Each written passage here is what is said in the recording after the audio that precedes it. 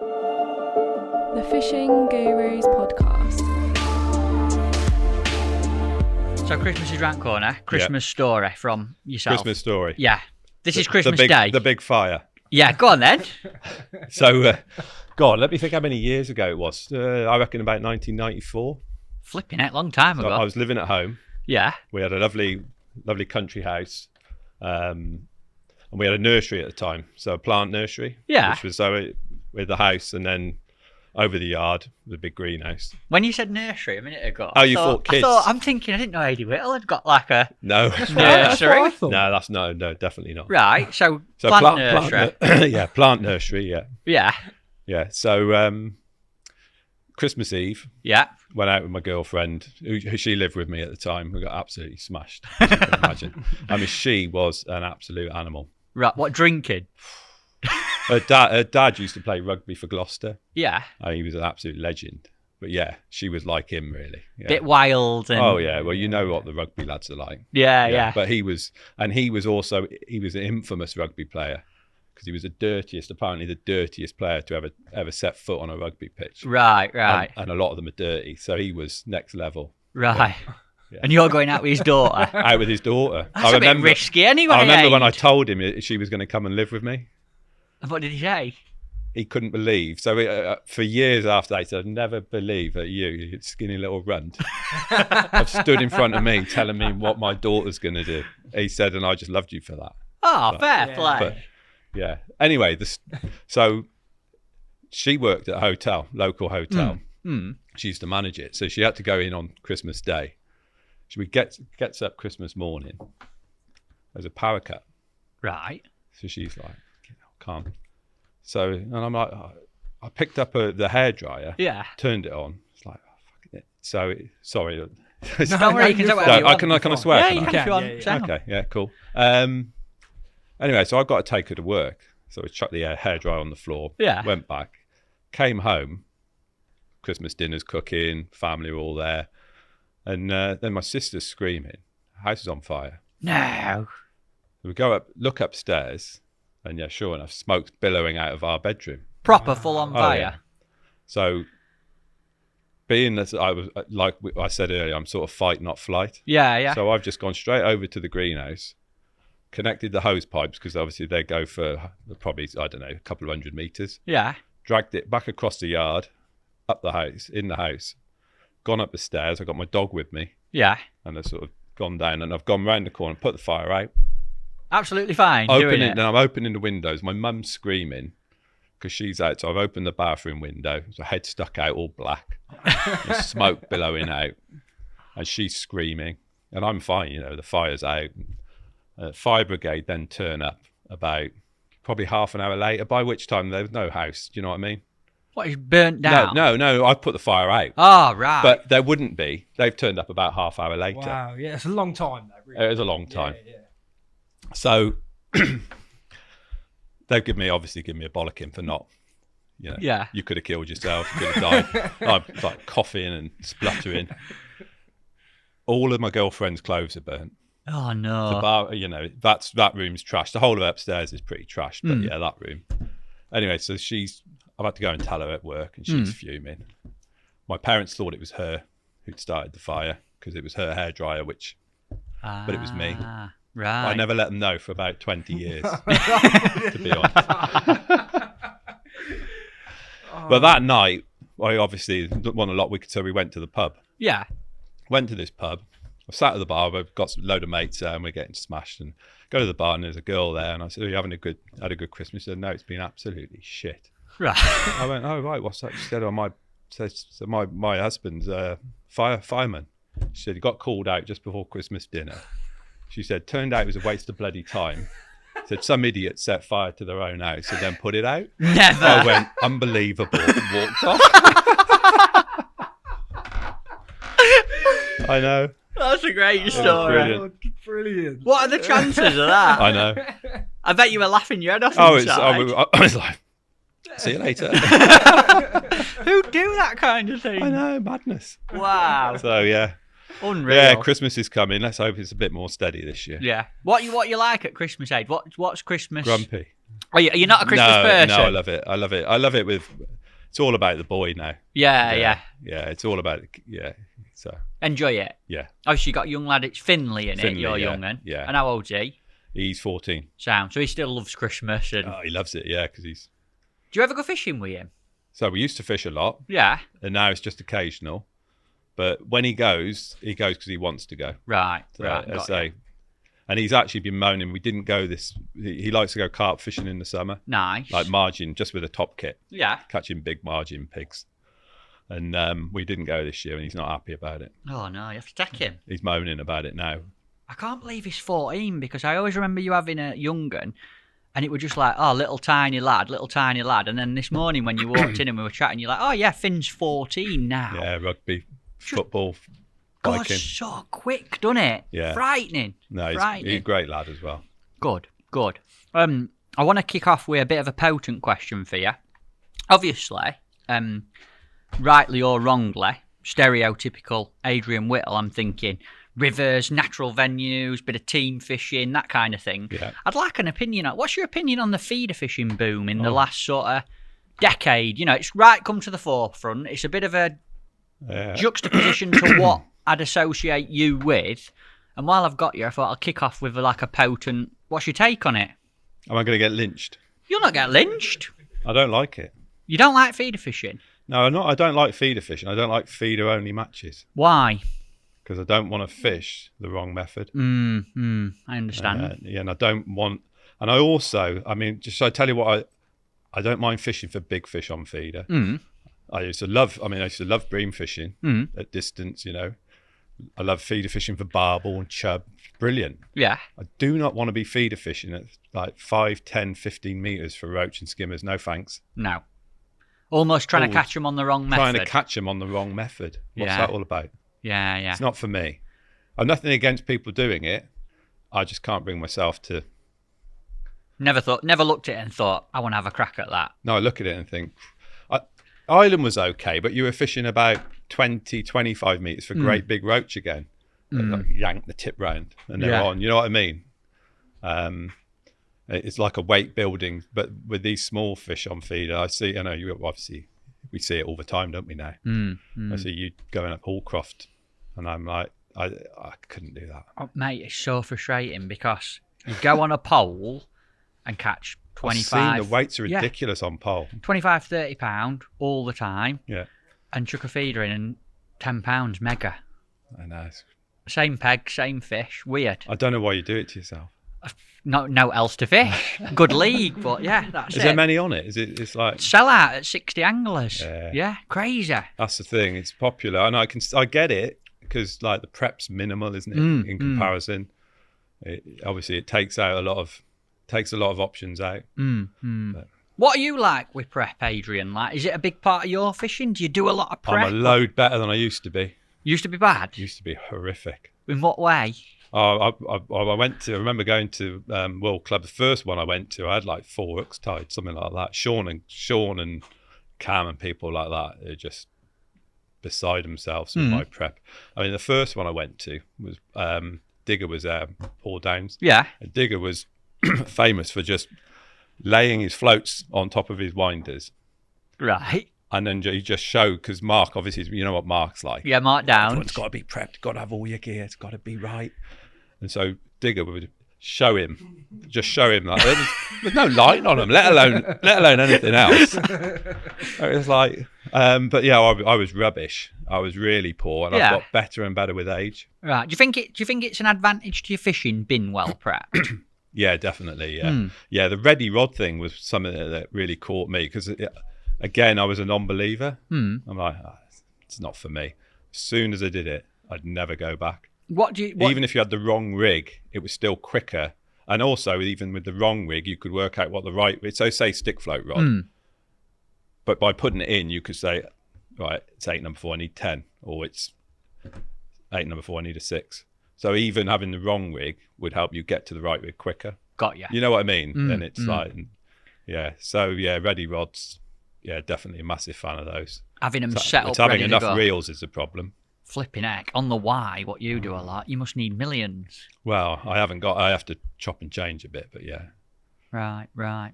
Oh, wicked. Well, welcome to the podcast, mate. No, Great to thanks have you on. Yeah, thanks for having me. A lot of people asked to have you on it since we've started doing it. Been highly requested. This, isn't Has it? Yeah, it has. I get quite a few messages, like personal ones as well, saying, get AD on, get him on. So, yeah, Brilliant. Thank you for coming on, mate. Appreciate it a lot. Thanks for having me.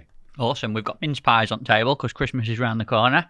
Toby don't like them. Oh, no. What do you think to that? I think that's a result. I'll get lynched for that, mate. Don't you? Toby seems to be sat over there eating everything else. I've got all the good stuff back here. Obviously, I want to chat to you a little bit about your story in fishing. I don't know anything about it personally. I said to you when we did a little prep chat, I've fished against you and on similar matches and followed everything you've done for a long time, but proper interesting one for me, this, because I don't know much about how you got into it and all that side of it and your team fishing background. So, where did it kick off? Hadrian Whittle. Right, so it kicked off when I was 4. My dad took me fishing for the first time. He took me to a little bit, it's called Belmont Pond, it is. Just outside Hereford, and took me fishing. Crack of dawn, because I can still smell the day today. Like every time you wake up and that you've got that early morning smell, and the pigeons. You know the sound of the pigeons, and that was that morning. And every morning I hear that sound and that smell. It reminds me of that day. Lovely. Mist coming off the water. Now this is as I remember it. Anyway, and I've got a porcupine quill, bamboo rod, and I bought my first reel. We've got a bag of props on this show, folks. That's your first ever fishing reel. My first ever fishing reel. Can I have a look at it? Yeah. Wow, that's an old one. Still got line on. I know. I'm not sure whether the line is. I don't think the line's original. Wow. For everyone watching, I'll make sure to get some good pictures of these. You ready? Yeah, Let me we've do got sound mine, effects. yeah. Silence in the studio. It sounds You like ready? Finn's bike. This, yeah. It's beautiful, isn't it? What a sound. Absolutely. What kind of reel is it, Adrian? It says on the back actually. Let's have a look. Strike Right, British made. Wow. Oh, wicked. So that's what you used that very first That day? was on a bamboo rod. The rod I've not got anymore, which is a shame. The rod was a 3-piece. I'm sure the top bit was wood, and the next 2 bits were bamboo. I could be wrong again. Crazy. You know what I mean? And then I remember it was a heavy, hardcore candle, like rock hard, porcupine quill, and I caught a tench, 1 pound 2 ounce. Fantastic. But it weighed on those an old set of scales, and and unfortunately, I never fished again then for 3 years. What, after that particular day? Yeah, so that's where my passion probably for angling came, because after that, unfortunately, a lot of people know I've had hip issues. Right. So I was born with hip dysplasia, which wasn't noticed. So that's where you've got dislocated hip. And normally that's noticed at birth, but this wasn't. So it has caused a few issues. And so at the age of 4, I went into hospital. And I came in and out over the next 3-year period. I think I had 7 operations. Wow. I didn't know that. Yeah, so I couldn't fish, obviously, and all I wanted to do was go fishing again. Because you'd only been the one time. That's right, yeah. Amazing. What? How did you get through the 3 years of operations and stuff? That must have been. You just get through, don't you? You can't. The mind sort of blocks it out. So, like, I can remember that day's fishing. I can't remember those 3 years. Just a few snapshots. It's a young age to be going through that kind of thing. Yeah, and it was a long way from home as well. It was like about 90 miles from home. My parents obviously did all they could to come and see me, but it was different. Yeah, I mean, looking back, it probably molded me a lot more than you would have realised at the time. But you wouldn't realise, would you? Because you're just living it. In what way do you think it shaped you? I think it probably made me tougher. It also probably made me colder. Yeah, quite good at dealing with stuff. Do you know what I mean? Quite good at partitioning things off. Which is maybe good, maybe bad sometimes. Doesn't allow people to get that close to me. Right. Not necessarily a bad thing. No, not necessarily a bad thing, just who I am. But looking at it, that's probably probably part of the reason. And are you okay now in terms of health? Did the operations and that pay off? Is it the operation? No, not really. So they did an operation they'd not done on anybody before, and it didn't really work. Oh no! So Darren Cox had the same issue I had, but Darren never had any issues after. Yeah. So we both had a disease called Perfes. You'll notice Darren, you'd never know Darren had had it. No. But with me, obviously, they tried a new operation, which basically it's called a triple osteotomy. So they broke the hip in 3 places.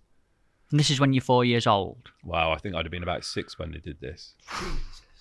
And it didn't work, basically. So my mum, I mean, she took it to her grave, bless her, that she blamed herself. But it was one of those things, wasn't it? Yeah, you could have been a raging success. It wasn't. Obviously, she had to make the decision that you went and had the operation. I'm not sure they gave her a lot of choice. It was a bit different back then, the NHS. Do you know what I mean? It was like, yeah, it was a bit of a strange time. Yeah, there's certainly. She always thought that we could have got we never tried to get compensation. Never would have gone down that road. But when I was about 21. I was in a lot of pain around that time. I think it was because I'd stopped growing, and I basically got signed off on the sick for the rest of my life as disabled, registered disabled by the doctor, which was a bit odd because you'd normally have to pass like going upstairs and that, which I could do. I could run, but they basically said that's it. Prescribed me a ridiculous amount of painkillers, which I took for 2 days, and at that point I realised that was not the life for me. So I obviously threw away the blue badge and just got on with life. And how are you now? Has good. it affected you long term in any way? Not really. I mean, I've limped, and I mean the best thing that happened I think was when I was about 25. I was struggling again. I was on crutches, and I basically went back to the same. It was a new surgeon, but it was the same hospital. And they wanted to perform the same operation again, so triple osteotomy again. And I actually went nil by mouth. So I went in for the operation, and I signed the paperwork, and then I was in bed, and they came back to me and they said, "I'm afraid we forgot to tell you, we don't know where your sciatic nerve is, and we might paralyse you from the knee down, but don't worry about it, because worst case scenario is you'll still be able to drive because we'll be able to brace your foot." I'm like, hang on a minute. So I'm already nil by mouth in a hospital bed. And I pulled out of the operation. I then went for a second opinion down at Exeter. And the surgeon there, I mean, this was probably the most life-changing for me, was a surgeon there, and it was complete madness. He said, take up swimming. He said, and get to 40. And if you get to 40, I'll make sure you walk for the rest of your life with replacement hips. And I took up swimming, best thing that ever happened. And you still do it now? Yeah, still do it now, yeah. And how does that help so much, Adrian? Well, it's non-weight bearing exercise, isn't it? So it was building up the muscle without the impact.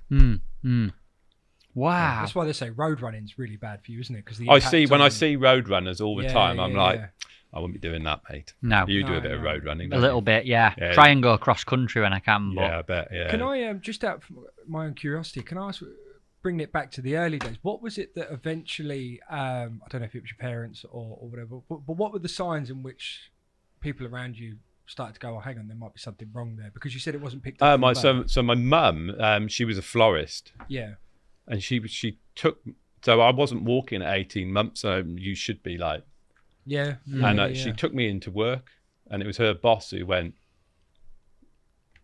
"There's something serious," because I cried all the time apparently. Wow. What, in pain? Well, I did. You don't know, do you? Don't know, but yeah, I might have just been a pain in the arse. Still, it's pretty much the same when I get a bad peg now. So, yeah, and he said you need to take him to hospital, or you need to take him to a doctor. He's not right. Were you crawling and stuff? Yeah, but I mean, he could see it. My mum, she had 2 others, so she had 2. Obviously, I've got 2 sisters who they say they're half sisters. They got different. My dad adopted them because their dad just disappeared. But yeah, it wasn't easy bringing up 3 kids in London. You know what I mean? So No. and she, as I say, she blamed herself for that, but she never should have. It's, you know. No, of course. Couldn't have helped it in any Couldn't way. have helped it. She No. wasn't a doctor, was she? She couldn't tell No. what was wrong with me. No, that's why I asked, because I wouldn't know. You know, Yeah. what's the sign there? You wouldn't know, would you? No. Interesting. Wow. I didn't know that, which is really interesting. No, but I didn't want to tell you. No, you never 'Cause, even. yeah. So obviously, wow. I have a chat with the guests, as you Yeah. all know, before, and Aid said, "Look, I'm not going to tell you about this." And what's interesting for me is I've seen you fishing, and I've seen sometimes you have a bit of a limp, and I'm like, I wonder what. I hope he's all right. I wonder, is there something wrong? Is he okay? But obviously, that's related to this. Yeah, yeah. And I bet a lot of people now listening will go, right, get it now. That's the story behind it. Yeah. So in 2019, I had my hip replaced, Hmm. which was obviously I lasted longer so that was good. Slightly frustratingly, out of laziness, I still limp. But like the surgeon said, because you've limped for 40 something years, you're very unlikely to ever lose it. But I shouldn't limp as much as I do, and I'm trying to retrain myself again, because I can walk without a limp. But you have to every step you have to mentally think about it. As soon as you stop, the body just goes back into that. Will there be any long-term consequences from it all, Adrian? Or No, not that I'm aware of. good. Yeah, apart from eventually I'll need another replacement hip. And can they do it again? Yeah, you can do two's not an issue. I know. I always thought when I was 20, 30, even 40, I thought by the time there'll be a bionic hip that'll be better than but it never happened. So I've ended up with, the standard replacement. But I always thought, that'll be, by the time I have it done, it'll be better than, but no, not the case. Do you know what I find amazing about this conversation? I am absolutely petrified of hospitals like petrified. I'm not scared of many things. I'll do pretty much anything. Have not you ever had an bothered. operation, Matt? Never. Have you not? But like when I listen to Adrian's story there about being so young and going and having that done, there's not even a choice. You had to have that done. Oh, you don't know anything about it? No. But I'm not just saying it, that would absolutely petrify me now, to the point that I'd have to make the decision whether or not I'd just risk wasting consequences. Yeah. Because I'm that scared of hospitals. Like, I genuinely think I got a phobia of it. So, like, you going through that. I don't like them. I don't like them. No, but when I had the replacement hip, I came round in the recovery. It's always nice when you come round from an operation, because you know you're still alive. how does that feel? Because obviously I've never. Because you're high on drugs, it's almost like a utopia. It's like, but there is that genuine feeling. Thank God I made it. It is. I had two. I had one once. It was I had over years. I had grommets. I've had loads of my years are horrific. You know that, didn't I? And I come round from the recovery room once and started to violently shake as I woke up. It was the weirdest thing. I don't know what it was, but I remember vividly these nurses come down and went, it's okay, darling. You're just shaking a bit and holding you down. I was thinking, like, in my head, I was going, Really? what on earth is going on? Mate, it was the weirdest thing. I've never had anything like it. I don't know if it was some reaction or whatever, but I remember everyone around me being so calm. I'm just thinking, mate, like, why are we all so calm? What's going on here? And then it just stopped, and that was it. Can you remember anything, like when you go under and I remember, but you remember going under. I mean, so when I had that replacement, so I'll rewind a bit. My mum, my mum passed away in 2017, but she diagnosed with cancer a couple of years before. Anyway, her hip completely degenerated, so she'd started chemo, but she said there's no point. Well, she basically said no point carrying on, so she couldn't walk. Her hip had gone, so she stopped chemo to have a hip operation in between the cancer treatment. So she went in and they couldn't put her under. They did a local because of the risk.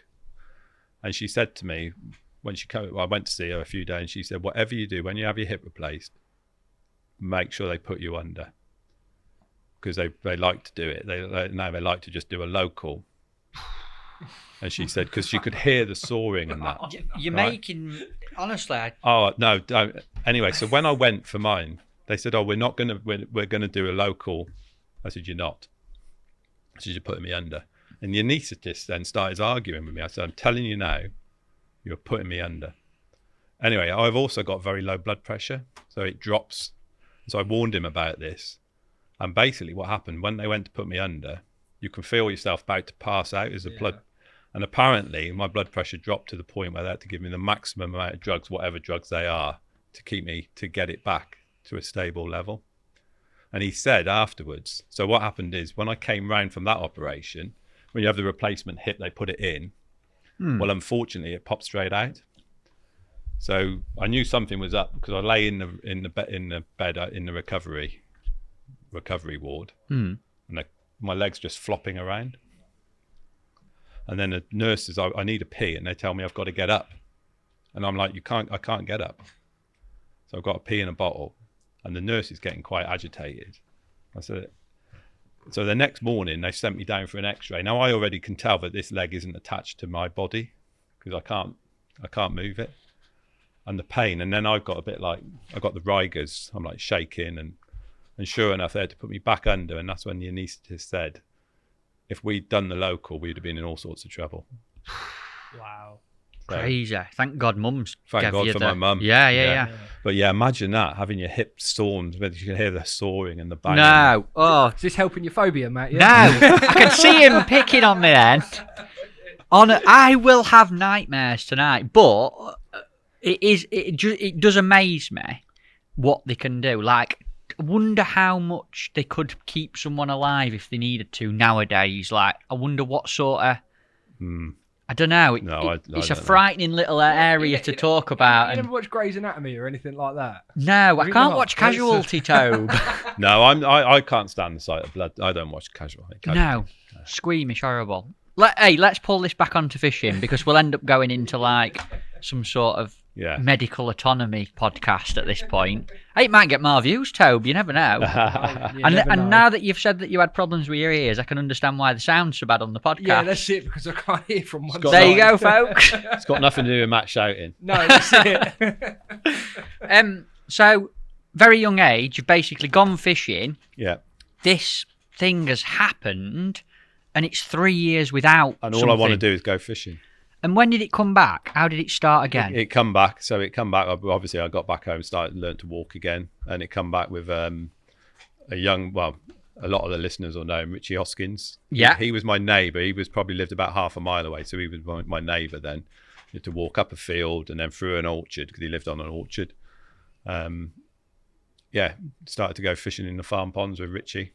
And just pleasure fishing. Pleasure fishing. Yeah, we were pleasure fishing, catching like farm ponds, catching carp. I'll just throw that out there. It's a good time to put that one up, I think. Oh yeah, there's a carplet. Look at that. How old are you there, Adrian? My gran knitted that jumper. Looks like it. That's great. I don't know how old I am there. 9, 10. Wow. The hair amazes me on our old pictures we have up. Look at that. Yeah. What's wrong with that? It's a great style. There's nothing wrong at all. Could be where she could be ginger. Yeah, or bald. Yeah, exactly. You got one of Richie? Yeah, I think we've got a photo of Richie, haven't we? He's got some hair. Have a look at this. Let's have a look at this one. Yeah, there he is. Yeah, there's another one of him, I think. Is there another one? It's saved as Pitch Hoskins instead of Rich Hoskins. I don't know who's labelled these photos. That one, look at the hair, look. He'll love us for this. Look at that. Nah, then. That is a style, that. Let's throw that up. It's a blooming big chub, that is. Yeah, it's a beast, that. They were £4 plus those chub. They were up to £5. I think we caught them up to £5. Out of a pond? Out of a pond. We thought they were roach. So we were fishing this pond and we kept losing these what we thought were giant roach. We thought we were gonna get the record roach. And then they came and we got one. Eventually we landed them. They were bloody great big chub. Wow. Did the river flood into it or something? No. It was nowhere near a river, this. Must have been stocked in at some point. Right. Incredible. And obviously you said this is sort of Herefordshire area. He's got the driving gloves on there, look. He has and all. Look like some sort of Peter Sutcliffe glove to me, they do. Flipping heck.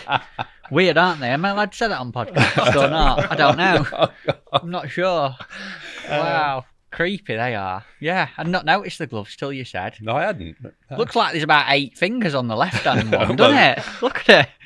Yeah, and the webbed feet were Richie. And so obviously it was like a friendly going together, getting into fishing. Yeah, and we went later on when we started fishing the rivers, we could go down to Ross and Hall Withy, and there'd be lots of us who'd go. Yeah, it was fantastic. Were you from a fishing background? Did your family fish? No, my dad had been fished a few for serpentine in London. Fished a few times, but no, he wasn't an angler. Right, got you. And where did your bug to get more serious come from? What age did you start to think, hang on a minute, I love this, I'm going to go every week? And I think probably we went all the time. Yeah, even from that age, we'd go fishing all the time, farm ponds, and you wouldn't just fish, you'd go scrumping cherries and playing. You know what I mean? Yeah. It'd be a whole day out playing. Part of it'd be fishing. Nice. My mum, so going back to that, in the winter, and my mum used to bring us fish fingers and chips wrapped in tinfoil halfway through the day. Oh, lovely. Oh, it was the best, that was. Lovely. Another one there. Yeah, there's a chublet. Is that you? Yeah. Cracking Parker. It's a good one, isn't it? It looks like the zip's gone. It does as well, actually, yeah. And that's the same pond? That's the same pond, yeah. Beautiful fish. What's your background, Adrian? Obviously, I know you're from Ross on Wye at the minute. Have you always been from that area? So I was born in London. I think they shipped me out at around, would have been about just under 2 years old. We moved down. My dad started a nursery down in a place called Allensmore. So we moved down. And I've lived down there most of my life since. I think I moved back to London in about 2001 to 2006. For work? I got married. I met a woman. Right. So I moved up to London, married her. Realised it wasn't. We never should have got married. One of those. Right, got you. Wrong one.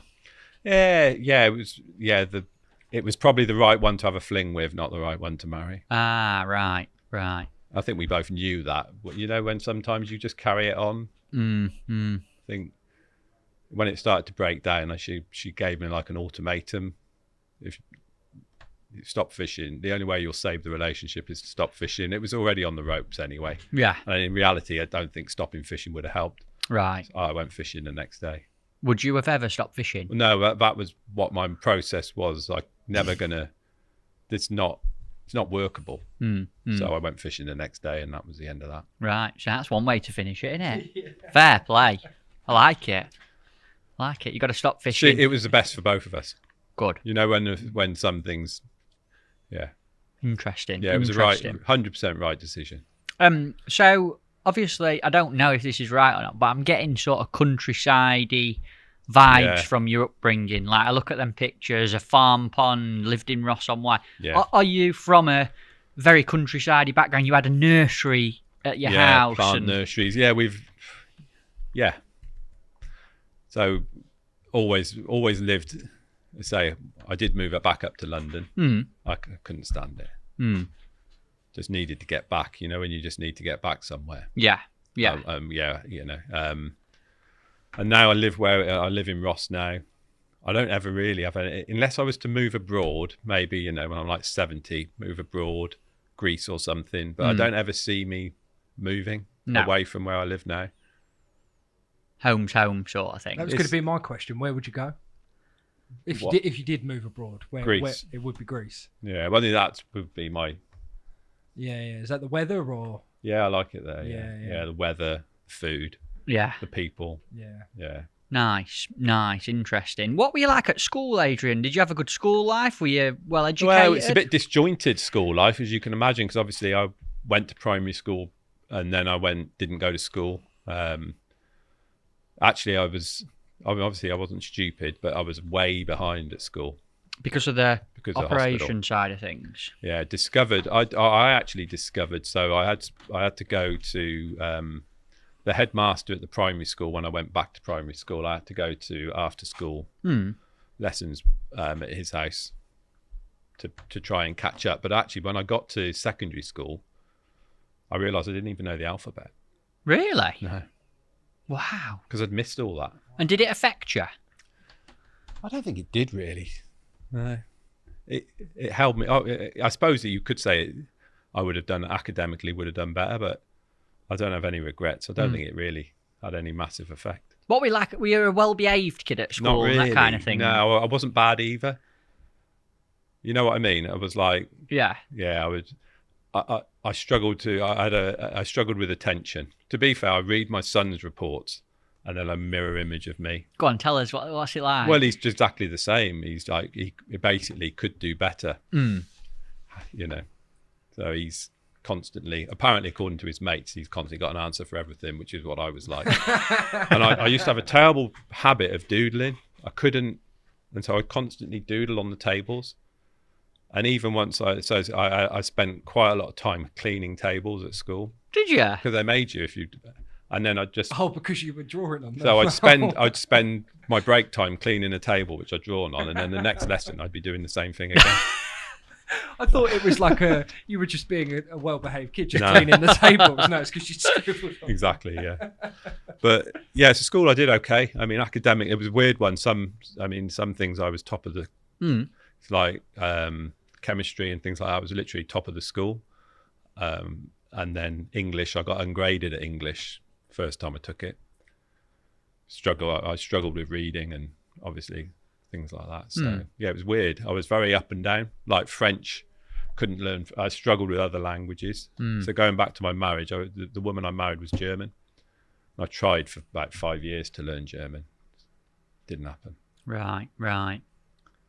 Languages aren't the thing. No, I think if you struggle with English, it's not going to be easy to learn. I used to quite enjoy French lessons, me. I used to have a French tutor. And I used to enjoy learning things like how to say dog and cat and fishing, and I used to enjoy that. Yeah. But then it just suddenly got to like, this is the masculine version, this is the feminine version. These are it's common for European languages, but it's not something that we're used to. So it's the same in German. Yeah. It just got really boring. Got boring quick. I can't imagine French in your accent either. Bonjour, je m'appelle Matt. Yeah, I didn't like languages. I really didn't. My son got a letter home, right, from Spanish, saying how well he'd done in his Spanish test, and we were like, strange. How's he done that? Because he's absolutely rubbish at Spanish. Anyway, it turns out that on the back, on the wall, they had all the like, what were they? Interpretation, translations. So he's looking at that and he's looked at that and he's gone, he's just copied it off the back. It's got like 100%. What a legend. So he's just cheated. But the school haven't even realised. And they're singing his praises. And the lad, anyway, he doesn't do Spanish anymore, put it like that. Good old Finn. Fantastic. Because I said to one of his mates who is clever, I said, how's Finn managed that? He said he's cheated. Great. What did you do when you come out of school? Obviously, I don't know much about your work background. Yes, first job I did, worked for the Forestry Commission. So I was supposed to go to Forestry College, which I think it was in Perth. So I went up there, and you had to do 2 years practical first. Where's Perth? Scotland? Yeah. Right. So I did the 2 years practical, and then I never went to college. Do you know what? I think probably because I'd spent that time in hospital, I was a bit of a homeboy. I was quite a late developer as well. Like I didn't really grow until I was like 15. You know, I was probably like 5 foot when I was 15, and then when I was like 17, I was 6 foot. Yeah. You know, it was like I was a late developer, and I just didn't want to go. So I worked for Forestry Commission for 2 years and then didn't go. So after that, I started to work for my parents at the nursery. And then started working on the film set. So that was my parents' other business, was that they did greenery on film sets. Wow, that's an interesting job. Oh, it was mega, yeah. I'd say it was interesting. The job was really interesting. Wasn't as enjoyable as you might think. What was the work that you did when you say you're doing? So you do literally land. So if you had a jungle, you'd make jungles. From real plants? From real plants and from artificial. So you'd quite often be working with plasterers and model makers and things like that. So some of it would be real, some of it wouldn't be. Mad. That's a crazy job. We've never had one of them on podcast before, have we? That is a podcast first. Yeah. Wow. And what sort of stuff did you work on? So worked on the first big film my dad did was Empire of the Sun. Right. And then, I mean, the most well-known would be the Harry Potter films. Really? Which my sister took over towards the end. So my dad sort of stepped back, and my sister led that.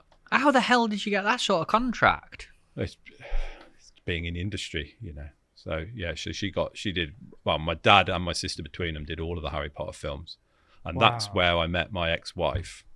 Was working on the Harry Potter film. Right. Hang on. Right. So would you have done the Harry Potter? I can't remember, and I apologise, Harry Potter fans. There's No, one. I can't remember the name of any of them. There's one, isn't there, where I don't watch them. they're in. Harry Potter Back with a Vengeance. You know, is that one? we need here now, don't you? Go on. Should we call Jake Fowles? Yeah, he's a Harry Potter geek. Oh, is he? Yeah, he is. Let's get him on.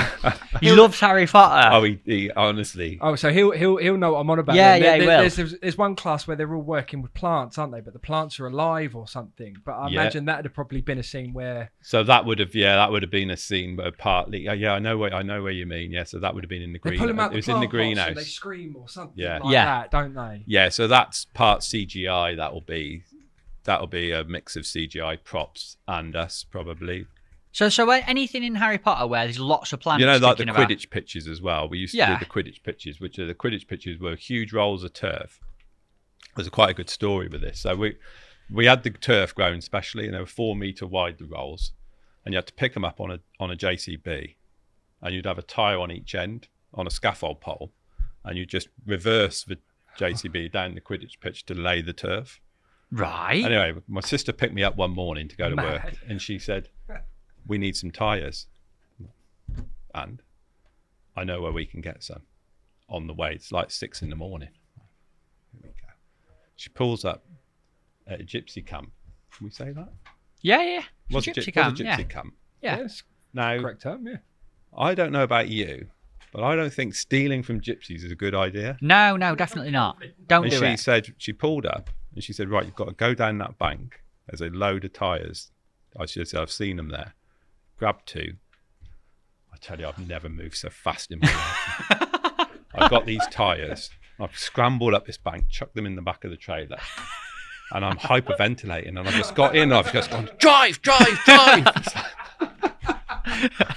Absolutely shit myself. And that was for the Harry Potter. For the Harry Potter. So I bet that, imagine that, the people who are setting the setup for Harry Potter, like, yeah, we've just sent some people to go and steal some tyres from travellers and... I know. Wow. I'm sure we could have got tyres anywhere, but yeah, she obviously thought she'd send me into what I would have said was the lion's den. Yeah. Incredible. I've just thrown that up. I won't throw it up on screen because I'm not sure about Oh, there we go, yeah. the rights and stuff. But it is the scene of Harry Potter where they are with the, again, people will know the potted plants. You don't realise what goes into it, though, do you? Well, somebody's got to do it. haven't Yeah, they? yeah. Yeah, so those, that's all artificial, and then they're CGI generated, they are. Wow. That's mental. You sat watching Harry Potter and all the greenery side of it, though. Adrian Whittle used to put that together. So, yeah, made the Whomping Willow and things like that. Yeah, it was good. Did you? Yeah, it was... Oh, yeah, I remember that. It was a great job, really, but it wasn't. So there was... Yeah, there it is. I made that tree. Yeah, that's with model makers. So that's part... And some of that will be CGI again, so it's not all... But you'd have had a... See, this one down here, I guess that's the... So the model, the stem's all model, and then the branches are real. Crackers. Imagine planning that as like the filmmaker. Like, right, we need to get this tree made. Well, the Olympics. So on the back of that, we did the Olympics in 2012, which was the Green and Pleasant Land, the opening ceremony. Yeah. Oh, that was a number. So Rory Jones. I know Rory. So he worked on that. He nearly lost his sanity. So what happened is it was quite a long job, and I went up and did I did it like 10 days, and then basically my sister wouldn't pay me enough because I had my own landscaping business. So I went away and came back for the last 10 days. In between, Rory went basically mad. He would just walk around laughing to himself, which I kind of knew he would, but no, he done brilliant. And was he working for you at the time? Working for my sister. Right, got you. I got him and another lad called Tim Lindup who fishes a bit. A lovely lad. I got them the job on that. And why did you nearly go mad? Because of the hours and it was an intense job. It was like super intense. And are you still doing that now, Adrian? No. How did you come out of that then? What are you doing now, and what's the story behind that? Yeah, so in about I was fishing at Evesham actually, the not the John Smiths, but the Evesham Festival. I was fishing there, and a guy who used to be in Starlets, Cole Baker, walked along and was like, "How's work going?" And I said, "Well, it's all right, but I need to get out of landscaping because of my hip." And he said, "Oh, give Rob Brennan give Rob a call." And I was like, "Rob who?" He said, "Rob Brennan, who used to fish for Starlets as well. I'd known Rob for years. You probably heard of his dad, Joe Brennan, like famous angler."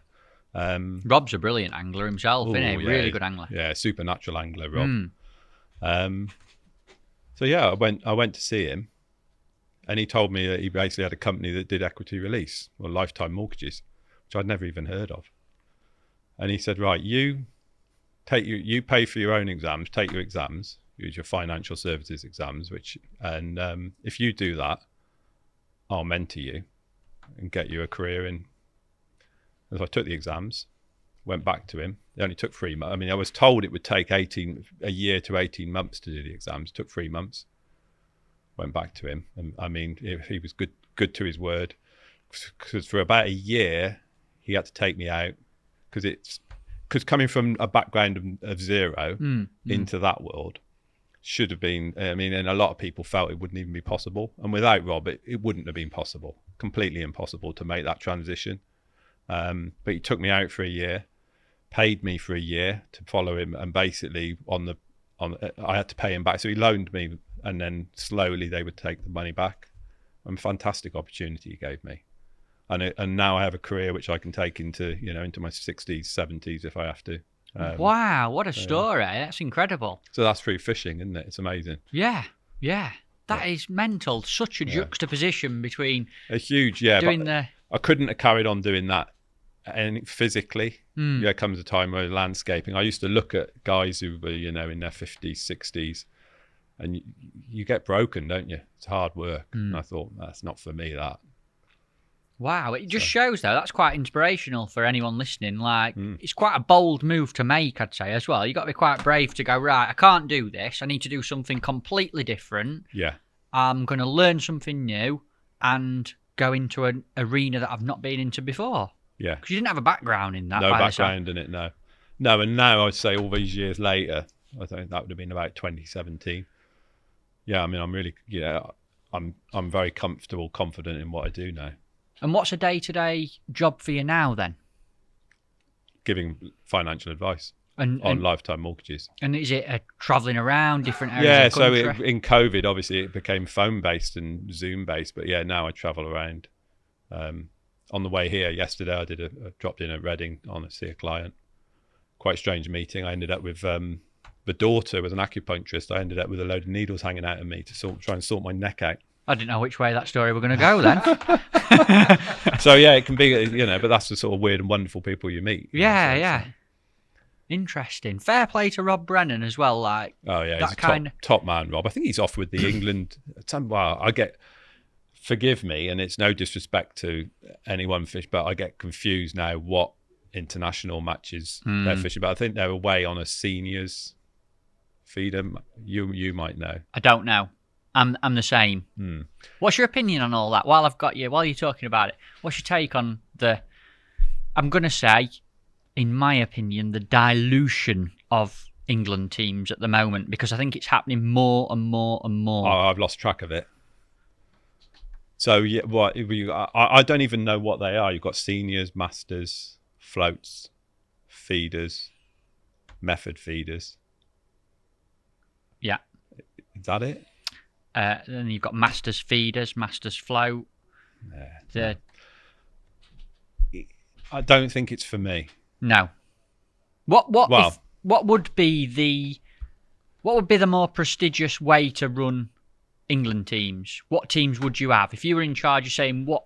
I don't think I'm anti having an over 50s, over 60s or whatever. I don't know. I would have said over 60s because you look, you've still got Sean and Steve. I don't know how old either of them are, but they're definitely over 55. Sean Ashby, Steve Hemingray. Yeah. So you still, and obviously Alan would have been nearly 60. Yeah, I think he is 60 now, Alan.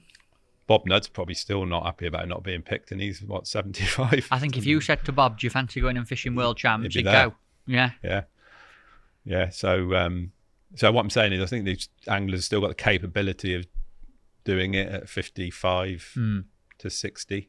So I'd probably say at 60s you'd have a veterans event, a float, a feeder. That would do, wouldn't it? I'm with you. But that's no disrespect to those doing all the different. It's just my own view on it. Yeah, have a competition. My opinion is have a competition, but when it's a world championships in so many different disciplines, in my opinion, it dilutes and devalues each of them. It becomes less prestigious to do agree, it. 100%. Makes these. Do you mind me picking that up? Help yourself. So it probably means there's too many of these floating around. I hate to say it. So I've got one. I've got a bronze one from a World Clubs, which has got pride of place, and I cherish that. And you know, but there's an awful lot. It sounds wrong to say it because I know that everybody is putting loads of effort in, but for me, yeah, it's the creme de la creme is the world champs. Obviously, the floats for me. And then it's probably the World Clubs and then the feeders, but that's only because I'm not from a feeder background and it's not something I want to do. So, interesting. If you said to me, what would you want to fish? Then I suppose it'd be a World Champs, even though I've not ever been down that road. But World Clubs was the one I wanted to win. It still might, you never know. Not completely ruled that out. Good chance you still might, I'd say. Maybe. Got to get picked, that's the problem. Right. How are you going to do that? You have to ask Mark and Bicco, won't you? Yeah. I want to get Downsy on a podcast. If he's listening, Mark, you need to come on. Definitely. A lot of people asking for him to come on. I bet, yeah. It'd be interesting. He's a complex character, man. Interesting. Because I've obviously known him for a long time. When did you first join Starlets? I reckon it was 1996. Right. And how did your team fishing background sort of kick off? So it started with a club called Lydney, who started locally. And then we fished Super Leagues. I don't think we ever fished a Winter League. Don't remember it. Where were they based, Adrian? They were based in the Forest of Dean. So we fished down in the southwest. It was great, really. It was a great place to learn. And they say a bit like I was a slow developer in terms of height. We were a little bit, not backward, but fishing wasn't the same as it would have been in the Midlands and that, and up north, you know, where you had Barnsley. And so we were a bit backward. So it was like a slower development into my angling than like I think a lot of people get. But yeah, started with Lydney and then progressed to Golden League from there.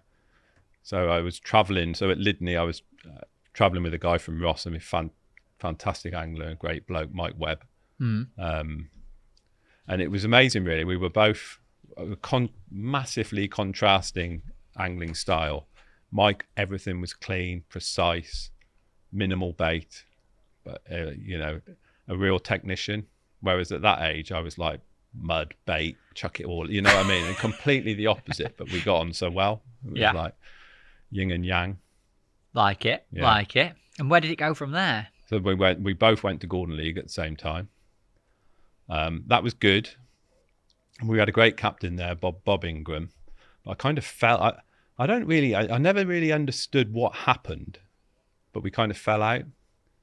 Now I think, looking back, and unfortunately Bob's no longer with us, and I never ever knew what his psychology was. But I remember turning up to we had team meetings on Tuesday nights, and we turned up.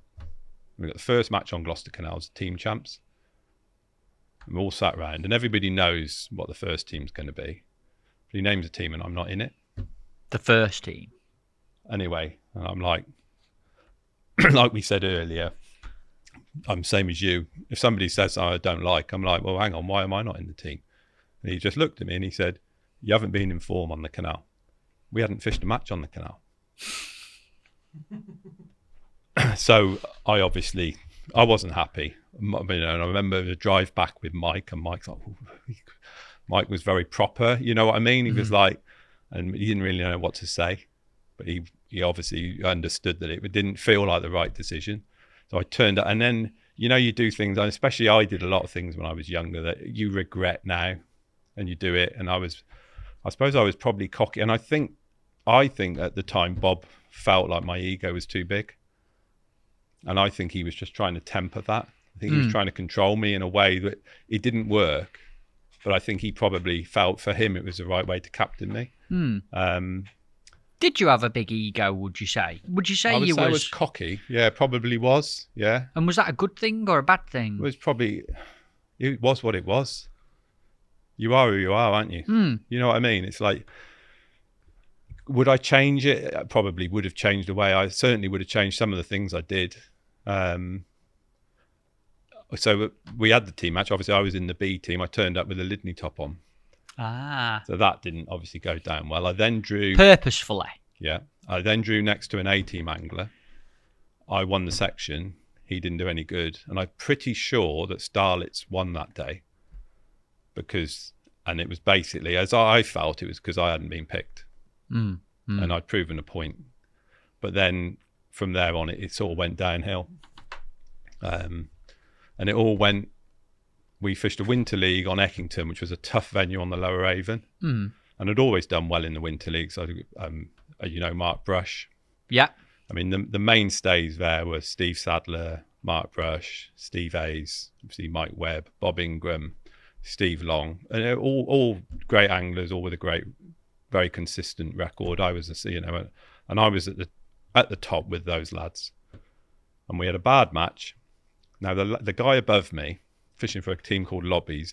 Now, I still can't get my head around this. He won the section with about 1.5 pound of roach on hemp on the straight lead.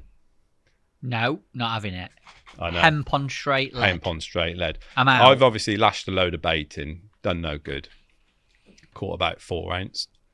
We've gone to the team meeting on the Tuesday night, and Bob has basically singled me out and blamed me for us being beaten. I went home. And the following day, phoned Mark Downs. And the Downs, he'd already said, whenever you want to come over, just come. And it's the biggest regret in my whole angling life was the way I left Gordon League, because I probably get emotional now, to be fair. Don't matter. It means a lot, mate. Yeah. So Mike, I had a great relationship with Mike. I didn't tell him. I just phoned Downsy. And then I told Mike, and Mike didn't take it very well, but I can understand why, because we've been really close. And I just, doing it that way was wrong. Would you do it different if you had to do it again now? I'd do it different, I'd do it different 1,000 times. It was a one thing in match fishing that you say about being cocky, and that was just who I was, or the way I was. If I could do that differently, Christ. It's nice to talk about it, though, mate. And I think it says a lot that you've opened up and gone into depth about it, because I'm sure that everybody comes to little barriers like that, and I have to make certain decisions. And when you're competitive and in an intense environment of sport, I think that sometimes you don't always make the right decisions, and sometimes you have to get it wrong to then get it right. And I think being able to go back like you just did then, and you, like you said, getting emotional about it and saying, I didn't do it right, I've got a lot of respect for that, and I'm sure people listening have as well, definitely. Yeah, wasn't he? I was in that sort of bubble at the time. You know, when you're in and it's only in reflection. I mean, some of the, I remember Steve Long, was a big lad, Steve, and he phoned me up. He wasn't very happy with, and he said, you won't succeed. And fair play to Steve, I did succeed, and he did come back to me, and he's always been very complimentary since. But I know I upset a lot of people at Gordon League the way I left, and they say I shouldn't have done it. Leaving wasn't the mistake; it was the way I did it. But do you still speak to some of them now? I speak to them. Yeah, I speak to all of them now. Yeah, I mean that's long. God, was it? It's like 20. How long is it? 27 years ago. The fact that it's so potent, though, still now when I hear you tell that story. It is for me, because it's the biggest regret I've got. Is Mike still about? Mike's still about. Mike, unfortunately, his health's not brilliant, but he is still about. Do you still talk to him now? I see him, I saw his wife the other day. Yeah, he doesn't fish. No, he hasn't fished for quite a while. Right. As soon as Mike was one of those, and I take my hat off to him for this, as soon as he became less competitive, he stopped. because he had to be. As soon as he saw his own performance level start to drop, that was it for him. And he sold all his gear just like that. Did he really? Yeah, he sold it all. Here's a question for you, and I've got my opinions on it. But when I hear you talk about the things like the cockiness and the decision making that you decided to do, and turning up to that match with a different top on, and it might sound out of order and it might sound cocky, but do you think that mentality sometimes breathes an air of confidence and like a dagger edge that sets certain people apart as well? Yeah, maybe it does. Yeah. I personally think it does. Yeah, I mean, I'll put it this way. Once I was dropped from that team, I wasn't going to get beat on that match. I mean, drawing next to a Gordon League, someone who'd been picked in the A team, almost felt sorry for him because he was you know what I mean? It was, I was going to be 100% on top of my game. When other top sports people in different arenas, football, rugby, whatever it may be, which I know not a lot about, by the way, but when they don't get picked or it doesn't go their way, they probably act in similar ways. You hear stories about it. You hear of boots being kicked in football changing rooms. You hear about pushes, pulls, arguments in sport. And I think sometimes fishing's so much of a happy, smooth, and pleasurable sport that we don't. That's why fishing's not top level, and that edginess and fieriness that comes with competition. Although there's a negative vibes to some of the stuff you've just talked about, I almost think that more of it in fishing would raise the level of the sport. Well, the lack of it in fishing is probably because I'm far from the most popular person on the bank. What makes you say that? Well, because, and I'll tell you what, because I'm not. And part of the reason is the way I am on the bank while I'm fishing, because I'm not sociable. While especially in that 5 hours, I don't want to talk to anybody. I don't want people to talk to me. If I was a footballer, cricketer, you wouldn't come on the pitch and say, why don't you pitch it up a bit? Why are you not trying to run down? Why are you not? It's like, I'm doing the fishing. I don't want people to talk to me while I'm fishing. So I've got that edge when I'm fishing. People, they like, I can't believe the way some anglers like Wayne Swins go, and some people like Tommy Pickering, they can sit there talking to the person behind. I can't do that. I need to I'm 100% focused on that and nothing else. I think there's it's an air of arrogance. You see it a lot more in other sports. Like you said, it has negative connotations, but actually does separate. Like Matt, I think you were bang on with what you said. It separates kind of the people at the top of the game from the rest. Yeah. Like in football at the moment, there's a lad called Jude Bellingham who's just moved to. Oh, yeah. If you're into football, you know what I'm on about. This is more for Matt's explanation. Clearly, I have never heard of this guy. He's next level. 20-year-old lad who's just moved to Madrid, biggest club on the planet, arguably. Bigger than Barnsley Blacks. Well, let's not get ahead. And but he is. You have to. You know what I'm on about. You have to look at that in the bigger picture. He's 20-year-old lads moved to Spain, biggest club in the world, and he's absolutely torn it apart. But he has this celebration which I love, where he just runs up to the crowd, arms wide open, and it's almost like an arrogance. Yeah. But it absolutely separated him from anyone else, isn't it? And I think more of that in sport is. Yeah, I see it as a good thing in fishing, but you don't see it, and it's kind of frowned upon. It is frowned upon, but I don't think it should be. Well, that's why I brought that up, because in other sports it isn't. It isn't exactly. That's the point. And you look at boxing, for Christ's sake. Mike Tyson. I mean, but most arrogant the boxers, and it's all about that. And I think, as you say, different top anglers have all got different ways of carrying themselves. But for me, I mean, you'll see me talking to myself, shouting at myself, quite often swearing while I'm fishing, and telling people to move on. People don't like it, but it's like I'll quite often, if things, if I lose a fish, or if I do something wrong, if I chuck a ball of ground bait in the wrong place, I'll have a word with myself. You know what I mean? And it's like constantly, and that's like I'm almost managing myself while I'm fishing. Through, it sounds odd, doesn't it? But that's the way, because people are quite often, can't believe you were there bollocking yourself all day. Let- I'm use that to drive me on. Let's quite put often. this into some perspective. I want to dwell while I've got you talking about this, because I'm very passionate about this side of things, and I hate external things affecting my fishing. And people stood on the bank behind you. Or don't. Affects it. It affects it. Oh, but as an angler, let's talk about a recent match. You're on the River Wye on the festival that's just happened, for example, right? Yeah. And someone stood on the bank behind you could affect what you're going to catch.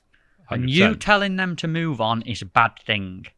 But if you, and now's an opportunity to do it, if you were to explain to that person what you've put in effort-wise on the lead up to that event, the time, the prep, the money, the bait, the thought process, the energy, the effort, the diesel to get there, the travel, the everything that you've done to get there, to then be sat on that peg, And for them to cost you winning the festival. just by standing there. It's not fair. It's not fair. But they don't see it. But you're right, it's not fair.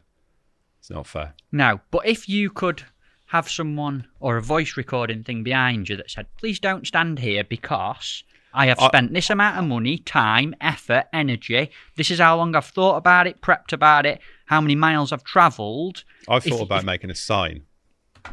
But yeah, maybe not going into that much detail.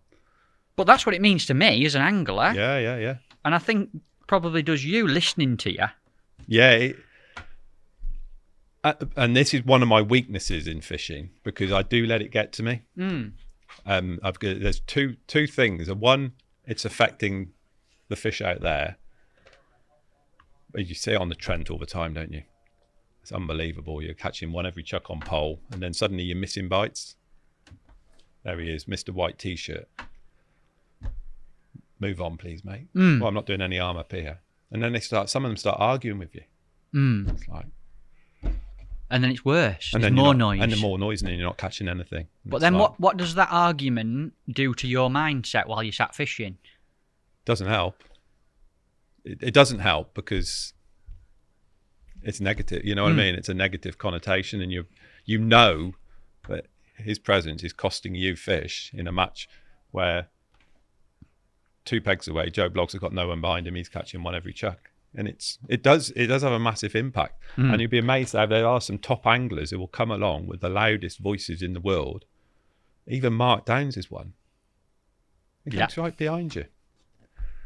Short, Are you soft. Are you catching? I was. But the reason I wanted to talk about it is hopefully us talking about it. Get people to realise. Yeah. So on that Wye Festival, because Lee had been on the Peg 96 a day before, and he said, it's nightmare, people coming behind you. Because you're right, you saw where the peg, we were right sat. The railings were here, literally, weren't they? So they're coming, they can come. And everybody, whether it was just out of reputation, was great. They all stayed well away upstream, which is where I want them to be. I want them to be watched from above, never below, obviously, on the river. So that was perfect. The only issue I had that day was people who were non-anglers stopping for a chat. But you can't really legislate for that in that situation. That's slightly different because it's a public footpath there. That's what I mean. You can't. It's different, and I didn't mind that because you had to accept that because you were. But the anglers were great. The people coming to watch. Now, whether they'd been warned or heard about, I say my reputation had preceded me, but they were great on that day. Do you think you've got a reputation for They're that not kind very of friendly. thing? Yeah, 100%. While you're in match mode. Oh yeah, I have. Yeah. Can I ask a question from outside of angling? What you guys are talking about here? Whose responsibility is this, in a sense, to manage? Now, is this event organisers? Is this personal responsibility of, say, passers by? Whose lap does this fall on? It's very difficult, isn't it? I suppose if you look at so if we just take the cream of river fishing, which is a Riverfest. Yeah. I mean, rope it off. Rope it off at a reasonable, or indicate to people to stand above the angler, never below, or I mean, it gets me, but people want to see the best fishing. Mm-hmm. But whenever I see those posts, come down, watch the great, watch Matt Godfrey, Alan Scoffhorn, Sean Ashby, Cam.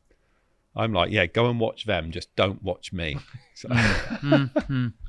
It's a massive grey area. And again, it's an example of angling being different to other top-level sports in the sense of Riverfest, the finals on the River Trent. It is a public footpath area, and it's not roped off.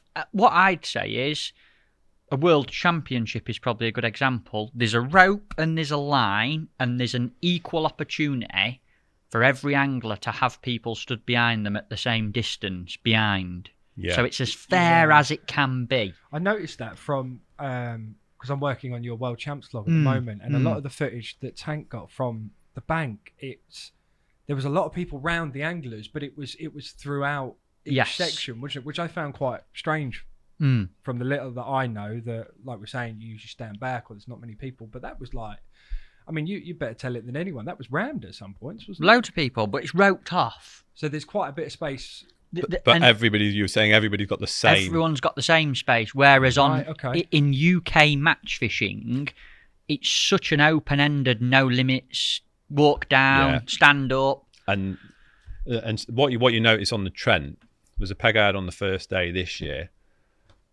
It was a very steep bank, and so the people were very close. And then as you went down, so where Cam was, the bank was a lot shallower. Cam was a long way out, so he was sat out in the river, and the people were way back. So he's not getting the same effect. No.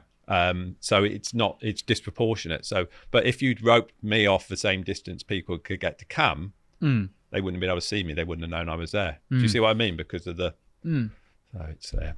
What would you say to someone, Adrian? So say someone's listening to this podcast, and it's one of the people that you've said, "Listen, mate, move on." Yeah. What would you say to them from I've not got you in your competitive fishing, angling environment now. What would you say to them now? Like, if you got a chance to say, listen, this is why I said that. Well, I'd say it because I'm there competing. I'm trying to win. And there's every chance that somebody stood behind you, especially in the wrong place, wearing the wrong thing, saying the wrong thing, talking too loud, is going to cost you. It could cost you a festival, could cost you a Riverfest final, could cost you any people stood behind you can have an effect. I remember years ago, my dad came to see me. My mum and my dad were in Hereford, so they came to see me right at the end of a match. It was about, I reckon there was 10 minutes to go. I'd been catching dace. It was in the 50s, pole to hand. And they came behind me, started chatting. I missed a few bites, never caught another one. Missed out on the match by 6 ounce. My own parents had cost me winning that match. It was like but it proved, from a fishing point of view. I've seen it happen all the time. Happens all the time. It's amazing how some anglers still don't recognise it. Mm-hmm. I mean, Clive Branson, for one, he constantly has he doesn't believe it.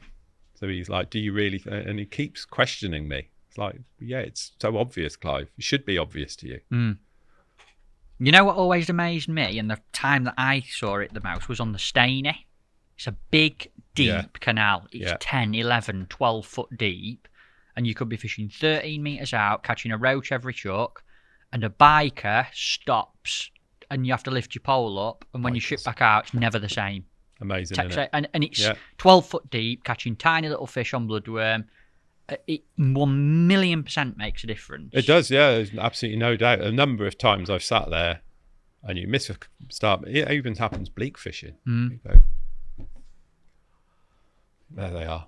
And you quite often still get bites, don't you? But you miss them. It's like they're obviously... After a match, out of a competitive environment, are you open for a lot more conversation, chatting? Yeah. Would you welcome people to come and see you then? So I'm completely different after the match, yeah. After the match, or if I'm not catching anything and not likely to, then I'll quite often turn around on my box. But yeah, if I'm in the mix, I'm not very chatty. And I'm also, before a match, I'm not I don't really want to chat before a match. Mm. You get some great guys as well come along and they just want to have a chat. I'm afraid it's not for me. I'm trying to focus. I'm generally setting up, thinking, working stuff out, and I'm already fishing the match, if you know what I mean. At 10:15, I'm mentally I'm trying to work out my match, and people coming along. It's like sort of sidetracks you. Can't go and chat to Beckham in changing rooms, can you? Can you?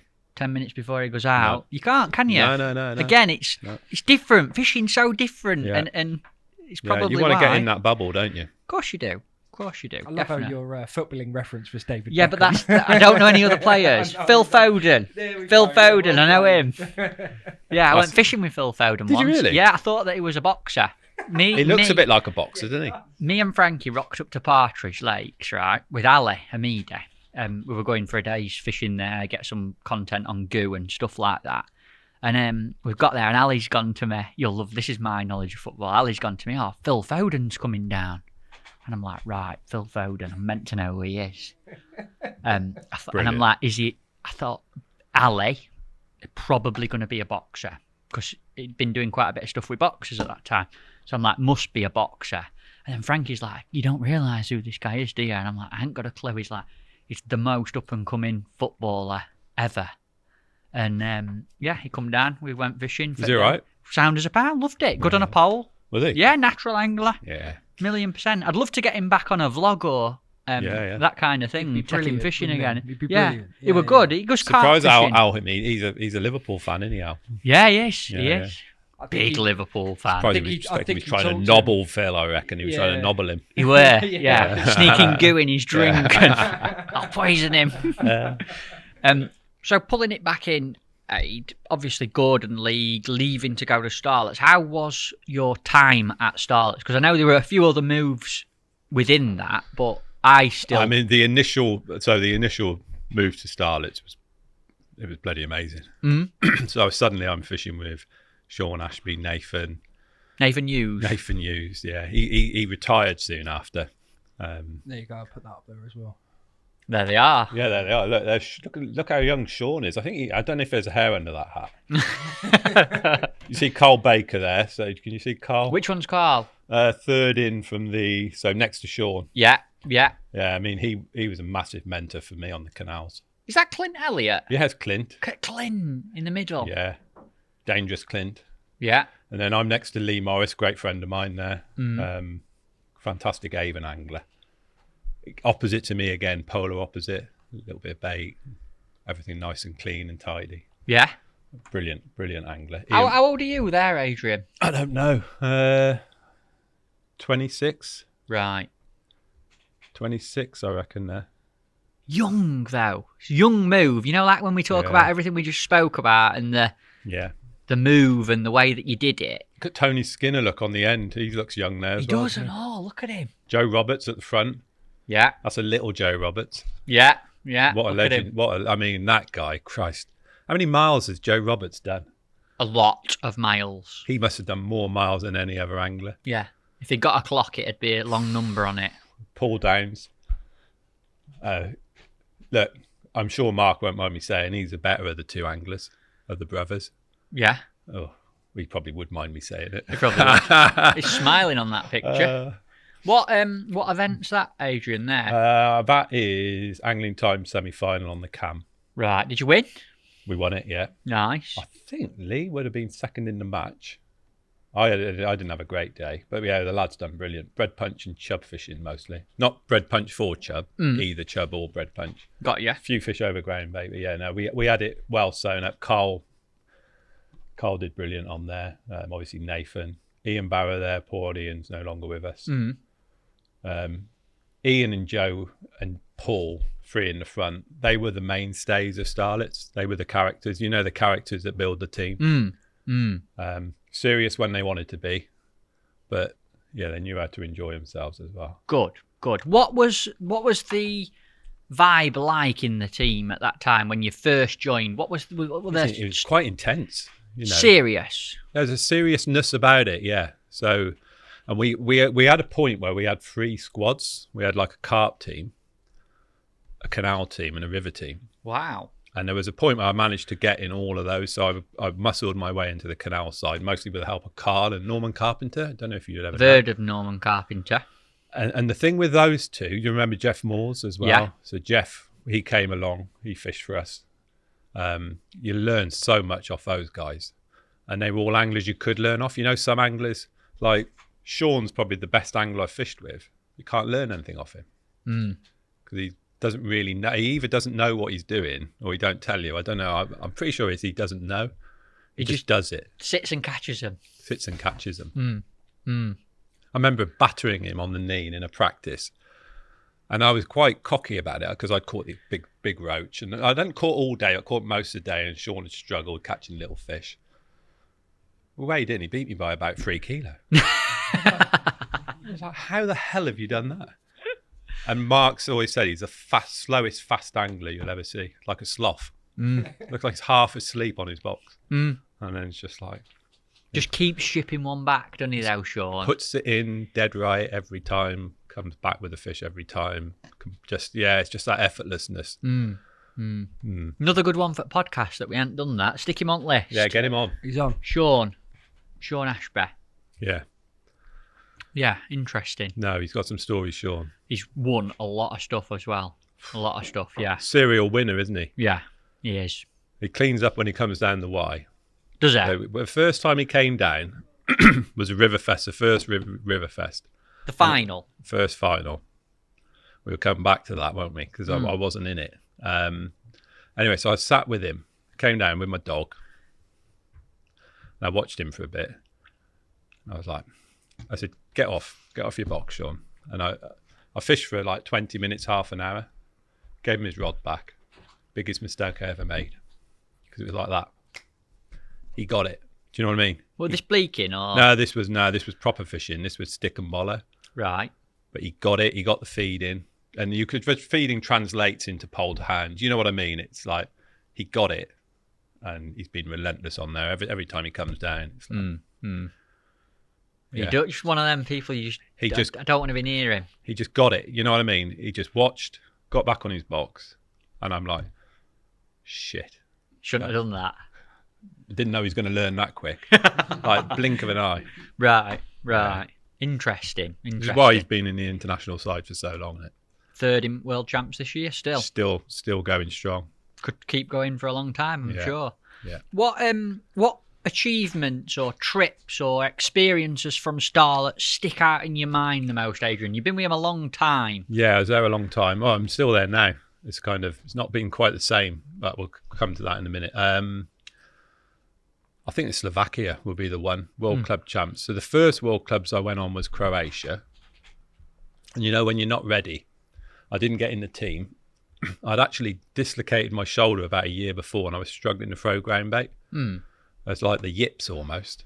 Right. It was weird, but I'd struggled and I struggled in the practice. I didn't get in the team, and then Mark decided to fish himself on the second day rather than. I didn't like that decision, but in hindsight, it was probably the right decision because I wasn't on it. You know, and you're not at the. You know, I just wasn't on it.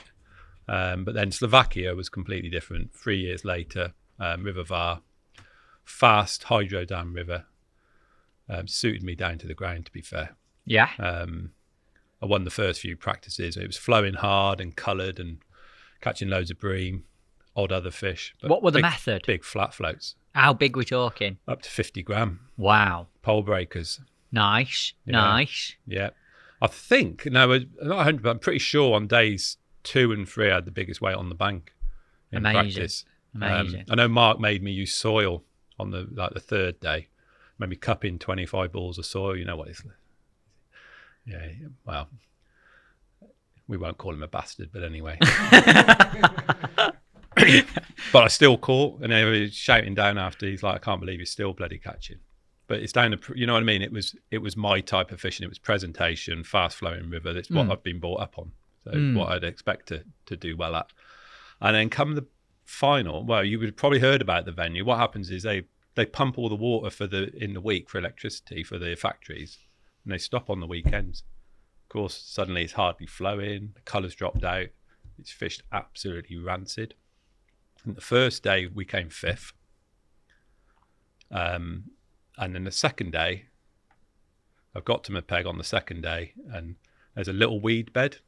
You can see it because it's clear, a little weed bed right at the top of my box. So you will understand this, obviously. So you've got, normally you fish in the middle of the box. The weed bed's here. So I've just double checked, and I've sat here. Upstream. Yeah. At the top of the box. The angler in this box has come and sat next to me. So we're sitting like that. So because wants to get to the weed bed as well. And why is the weed bed so significant? Because there's nothing to hold any fish. It was like, I caught about, I'm not sure whether I caught like 40 fish over that weed bed. He only caught one, but he was in the next, he wasn't in my section, so I was end pegging the section. His one fish was probably about fourth in his section. I've ended up second, only beaten by, the Rajanovic, is he? Goran. Goran, yes. beat. Serbian. He was in my section. He won the section. Right. He would have won individual that year. He won his section both days. Yeah. And great angler, Goran. But we were lying fifth, and Kean was probably 5 pegs up there, and he blanked. Anyway, the second day had gone rubbish. We won ninth, and you can't imagine a fifth and then a ninth you're going to do any good. But because the venue was so topsy-turvy and fished so badly, we've ended up third. Never. Third, yeah. Fifth and a ninth, and you got third. We went from fifth to ninth and ended up third. Mad. That's mental. It was mental. We didn't believe it. You know what I mean? And so that night, it was the best night I've ever had. Go on. What happened? Just got absolutely obliterated. Who was in the team for that event? So the team was me, Darren Cox, Sean, Kean Wardle. You know Kean? He come up on the Staney for years, and he was incredible. He's an incredible angler. Downsy. And then in reserve, we had Scott and Danny. Yeah. Scott Jeans, Danny Ashington. And Danny Ashington. Danny was mostly breaking poles over there. Is this the story where he hooked a barbel and everyone were like, that's it. Go on, tell that. I love this story. So he took the barbel. The thing with these barbel, you have to pull a bit. Okay. So why? Why do you have to pull? Get him up off the bottom. That's what we thought. No one else hooked any. He's hooked his barbel and we're going, go on, Dan, pull. And Sean was worse. Sean was next to him. Go on, Dan, pull. He's pulling like that. And then it's just... and there's just dust. Carbon dust in the atmosphere. And Sean went, not that hard. It was bloody brilliant. But that night we went out and it was just a mega night. I came back about 5 a.m. and we were leaving at 6. Anyway, we've been on this these snaps all night. Got in the back of Mark's van, chucked my kit in. A couple of hours down the road, Sean and Darren are driving on to Fisher Europeans over in Slovenia on that. Is it Sava? So they're going down there to fish that. Darren phones up. Adie's got my clothes. So I've come out of the room, obviously still steaming, taken Darren's clothes with me. Oh, no. So he's had to cobble stuff together until Mark obviously has gone back, and then he's had to bring him stuff back when he's gone down. Right. So but Darren's been in mucky boxer shorts. Exactly, yeah.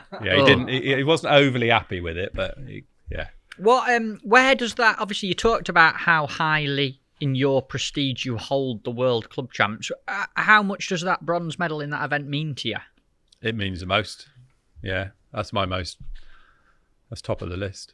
And it was a team atmosphere as well we had then. It was a great, we had a great week. Everyone got on, and it's just like, admittedly, the venue, we kind of had it sorted, and then we didn't because it changed. And what was the tactics? Well, we ended up trying to catch. You either caught like Sean. I think Sean he didn't get many fish. Sean maybe caught 4 fish. Like a couple of them. He might have caught a few more, but tactics were long pole, flat float for skimmers, odd barbel, or fishing short for these Nasa, and anything that swims, almost perch, stuff like that. So I mean, you literally Kean didn't get a bite on the last day. Darren had a few ounces. Do you know what I mean? It was rock hard. Mark had drawn the top and caught some barbel, and Sean did his normal thing. I think he had 1 bite, Sean, on the second day, 1 skimmer. Wow. It was rock hard, but it had been catching plenty of skimmers, feeding loads of bait. It'd been my type of fishing in the run up, but once the colour went out and the flow dropped, it just went away. But still ended up with a medal. I think we deserved the medal based on the work we put in. We probably didn't have it right on the weekend. We kind of got one more by luck than judgment. But literally, that weed bed I had in my peg, the guy below me blanked. If I hadn't had weed in the peg, I'd have almost certainly blanked. Really? Yeah. Need that little bit of luck in them events, so Yeah. you definitely You do. Yeah. 100%. What do you think about the World Club Champs and how teams now qualify for it from the UK? Obviously, it's an event that's important and you think's a good thing and a prestigious event. How do teams qualify for it? They have the float fish off. Are they having another one next year, though? I don't know. I don't think so, based No. on the popularity of it. Because they've tried this, haven't they, a number of times?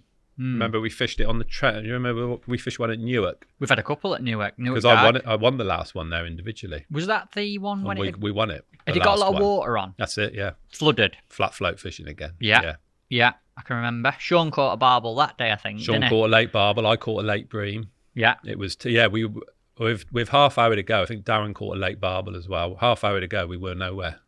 And Sean's got that barbel, I've got a bream. And suddenly it's like... Won it. We won it. I think you won both of them on there. No. Couldn't have done, no. Did Dorkin win one? Dorkin must have won the other one. Right. Yeah, we won the second one. Got ya. But obviously, yeah, coming back to it, it's something that's a bit of not a hot topic, but... Well, I always thought it should be national winners.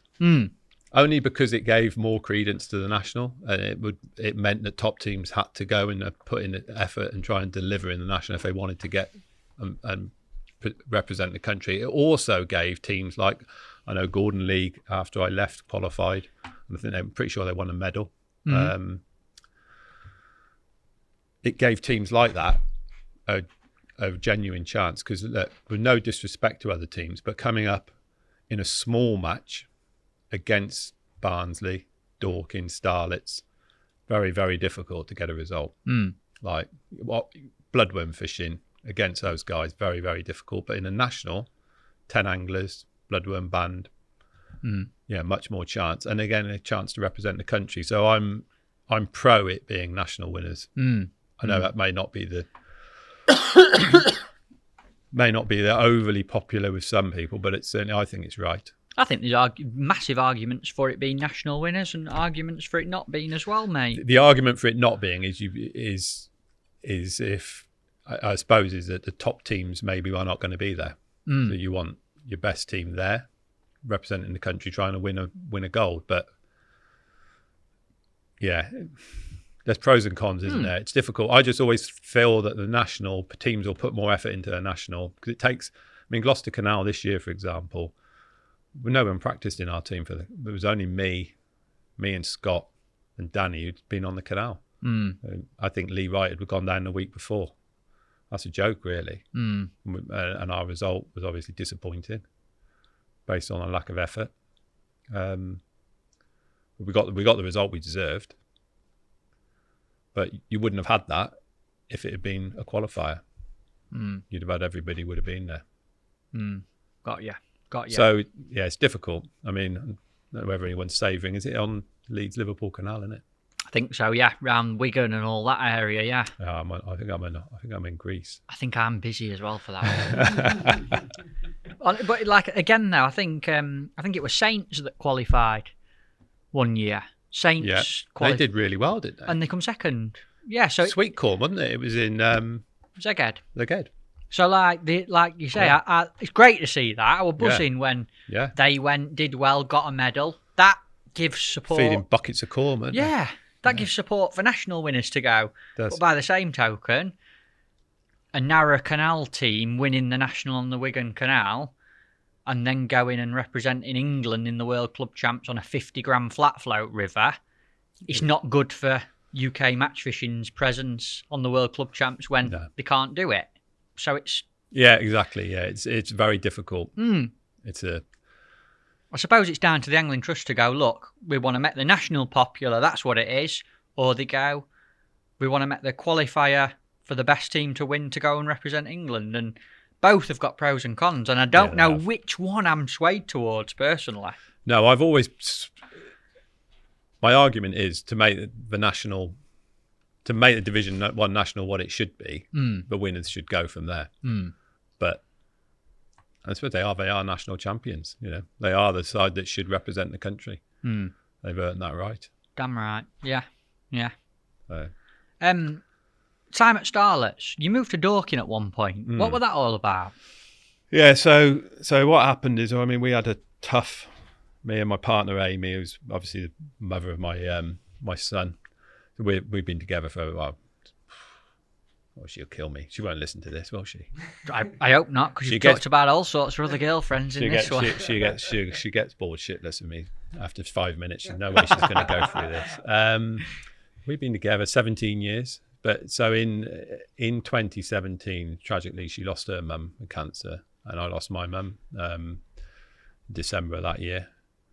And I'll be quite honest, I left Starlets then after the census challenge in 2018. My head wasn't on.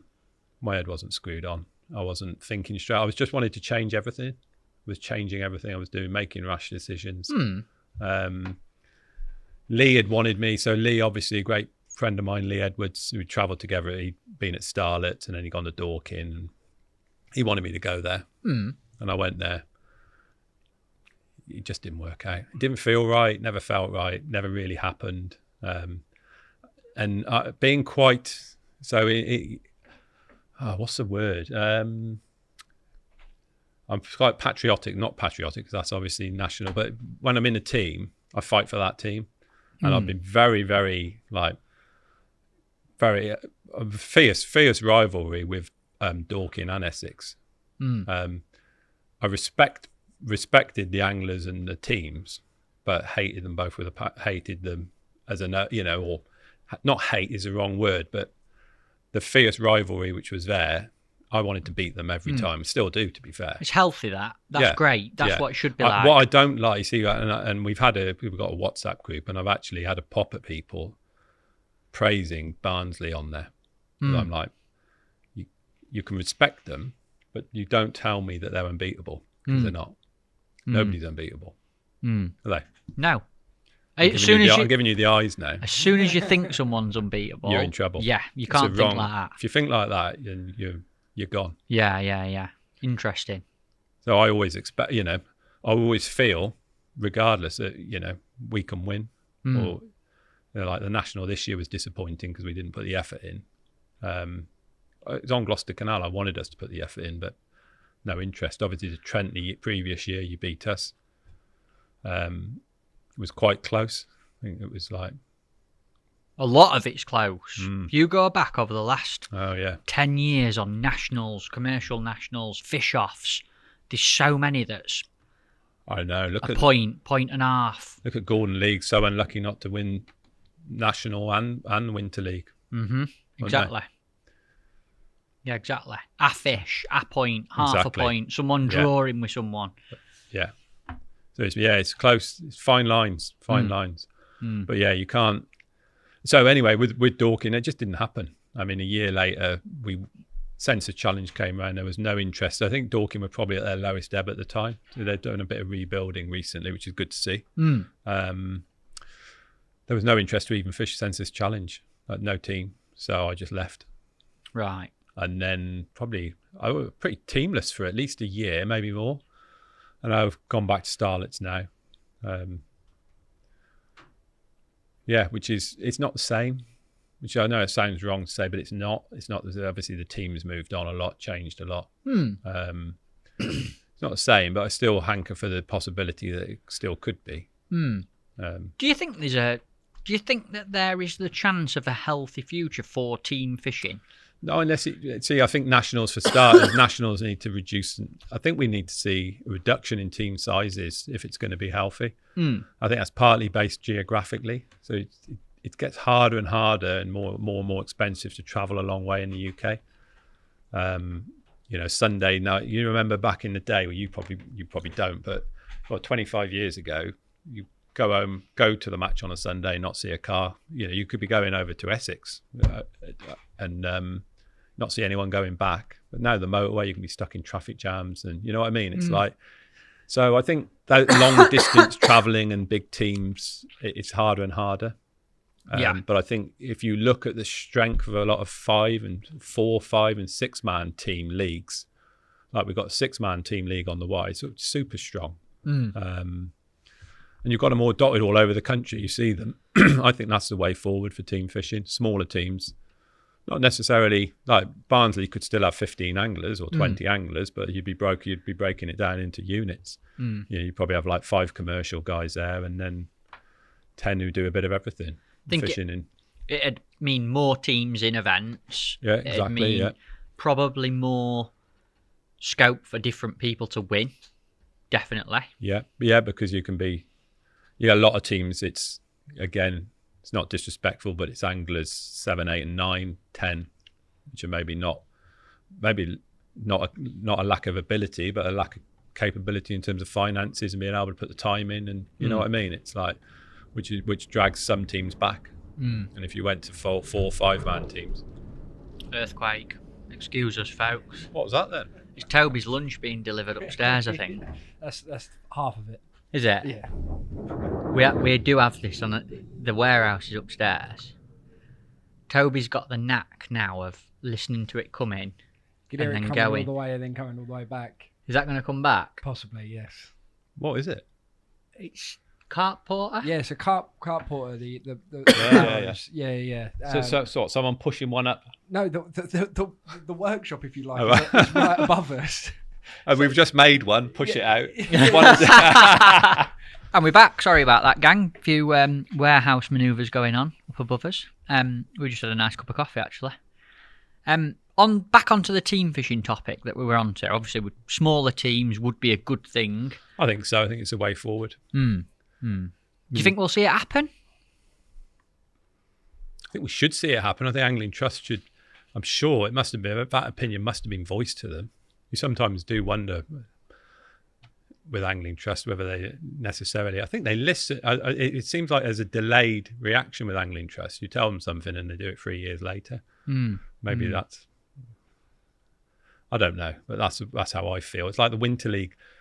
Now it's going to be controversial, this one. Now I've hardly fished a Winter League qualifier for probably like a qualifying round. I've fished about 5 in 15 years. Not fished a Winter League final since it was on the North Bank. Got no interest in it. Certainly got no interest in this mix and match I have at Decoy and on the drains. Yeah. And I asked a question the other day to somebody: how many teams qualify off carp venues? And yet 50% of the final is on a carp venue. I don't know. I don't know the answer. It was just a question. But do we need, if it was a 6-man team, wouldn't it be better? Or 5-man team? You could use one venue then. You could stop. I mean, I think teams that finishing 2nd, 3rd in leagues are getting to finals. Is that right? I don't know. 4 in our league. Well, 4 this year. No good, is it? It's crazy, isn't it? I don't think it's right.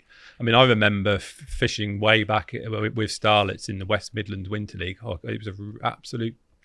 We had Shakespeare and AFS.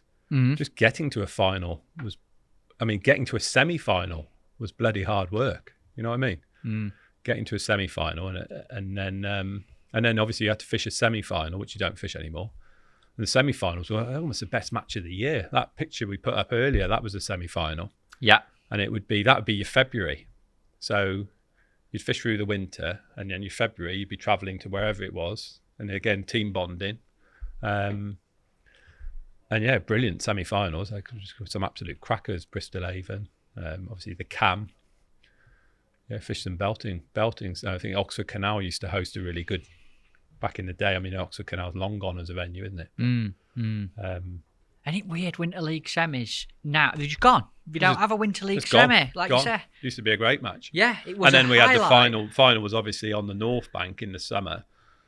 North Bank and the Steps, wasn't it, at Peterborough? And that was a great match. And that was like an international style match, really. It was all international style tack. There was a little bit of feeder fishing, but the vast majority was bloodworm pole, roach skimmers, a few bleak eels. Yeah, it was a good match. I fished a few of them. Great match, yeah. Amazing. I wonder what it's like, the Neen, now. I mean, you don't hear about Weedy. the Neen. Weedy. Is it just full of weed? I at the don't know. moment? I think so, yeah. The last I heard was Lee Edwards winning the Riverfest qualifier on it. He caught a load of bream. Caught a load of bream on the MPEG. Yeah. No, was he M? No, I don't think he was MPEG. I think he was one off an end. No, let's say we're on end. Go on. No, he You're wasn't definitely on on an end, wasn't he he? was on the end when he qualified on the Weaver, because I walked up to it. No, was he on an end? Yeah, definitely. Lee Edwards, end peg. Yeah. Got to be, isn't he? He's always You're on the getting best annoyed peg. now, isn't he? He's He'll be always listening. he's always on the best peg, isn't he? Yeah, always. How does he do it? I don't know how he does it, Adrian, honestly. You'll have to come on podcast and explain. Imagine him. There'd be some beeping on that one, wouldn't there? There could be. But tidy butt. Yeah. Very interesting, though, Yeah. the team fishing topic. Very interesting. Is it something that you are as into now as ever? Has there ever been more of a transition into individual fishing for you? Yeah, so it's team fishing, I reckon. So we went to Italy in 2013, but I think team fishing for me probably started, well, it would have started to take the back seat when the final moved away from the Nîmes, because obviously I had huge involvement with the team in winter leagues, and you were involved all year round, and suddenly I wasn't. So there was a bit of a transition there. But then I think Riverfest really was the big change for me. See, Dave Howell came up with the idea, brilliant idea, which has now been sort of mirrored with lots of other competitions similar, you know. And it would have been, the first year was 2012, and I didn't qualify. And I came away, obviously you can imagine that didn't sit well. The final was on the Wye. Final way, you know, apparently you can't be beat, if only. Yeah. If only it was so easy.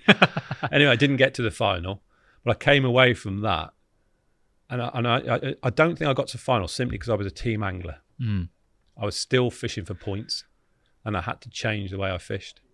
What do you mean by that? Obviously, there'll be some people listening to this, a lot of people who don't team fish. Like, what is the difference? We were brought up. I mean, I was brought up. You know, I started at Lydney, then Gordon League, and it's points. You don't have to win your section. You don't take any risks. So you don't try and win a section. If you can finish second or third, you know you're not going to beat the MPEG. So you do settle for second, you know, but you fish a conservative match. You don't take too many risks. That doesn't work. It doesn't work individually in individual matches, because in Riverfest it was 20 peg, still is 20 peg qualifying zone. You've got to win it. Second's great. It's team match, isn't it? Oh yeah, I was second in my section. Oh, well done, mate. No good in Riverfest. You've got to win, and that was a realization after the first year. Every time you go to your peg, you've got to assess it. How can I win this 20 peg zone?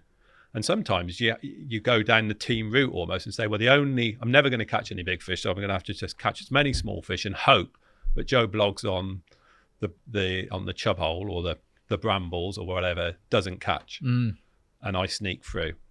Or you draw a big fish peg and you say, don't even do anything else.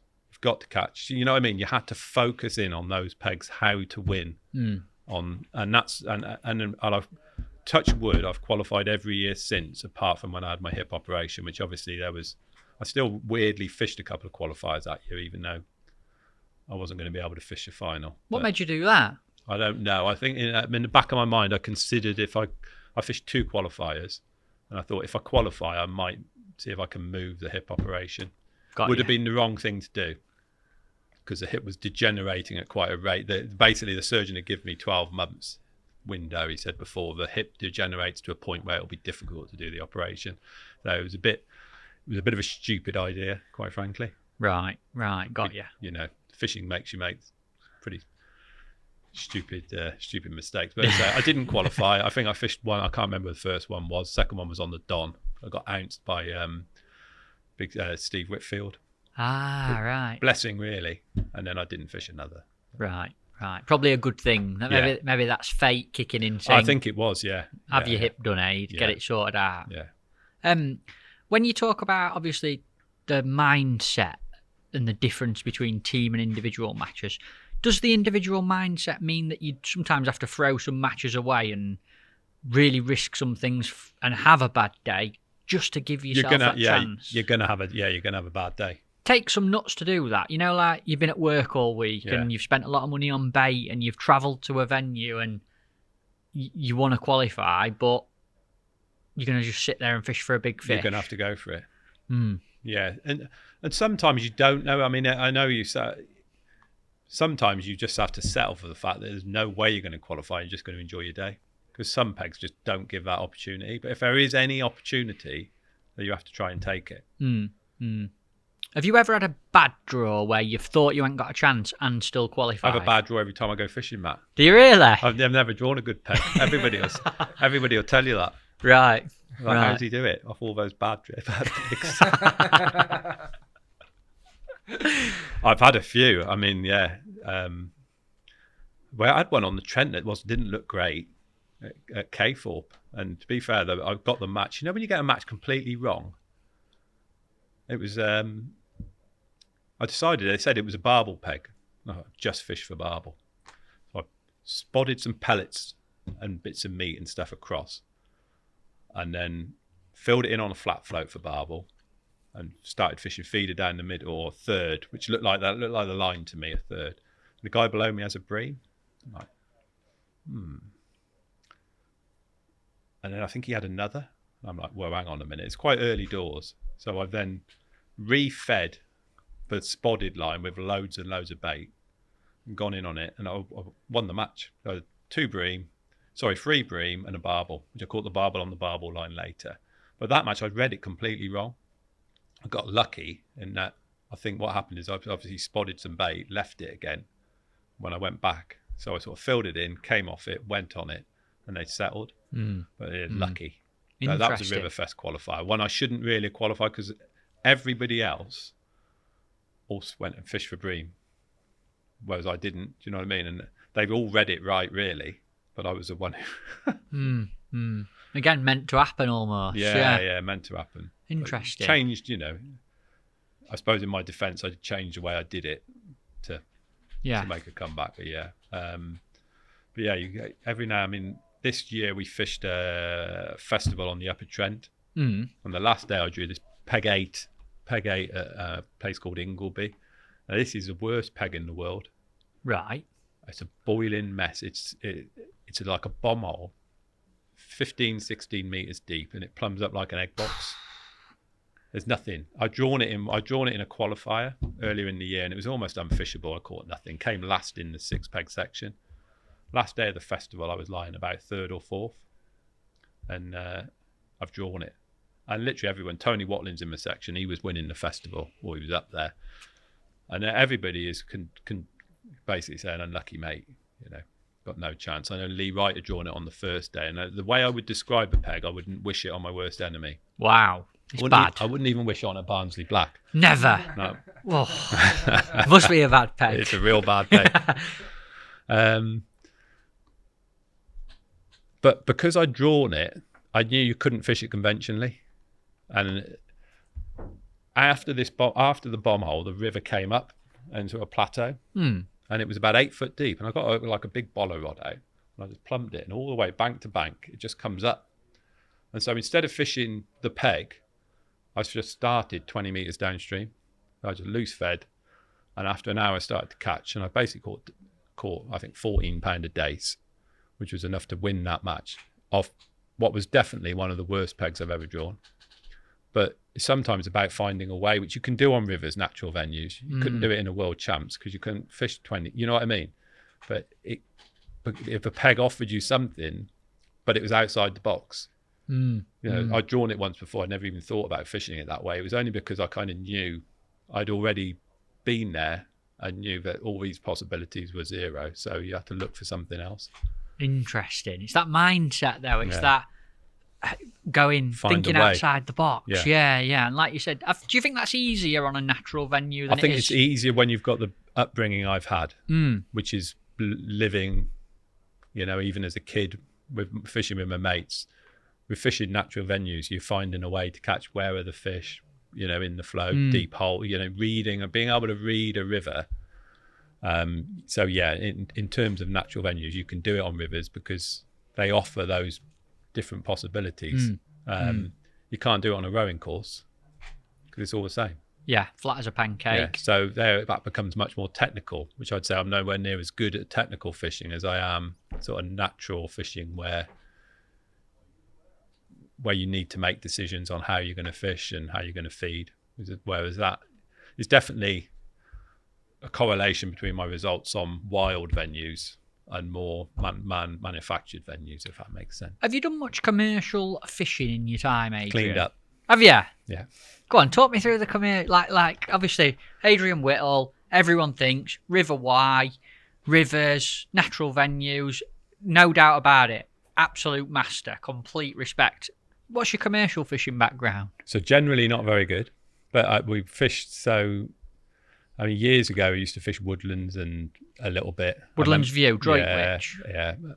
And I know sadly he's just passed away, Mark Lucas, but he taught me a lot there. So he was clean. He was different gravy, fishing worms, chop worm and castor shallow was his forte. And fortunately, and I think Mark, he could talk, couldn't he, Mark? So he loved to tell you how he'd caught them.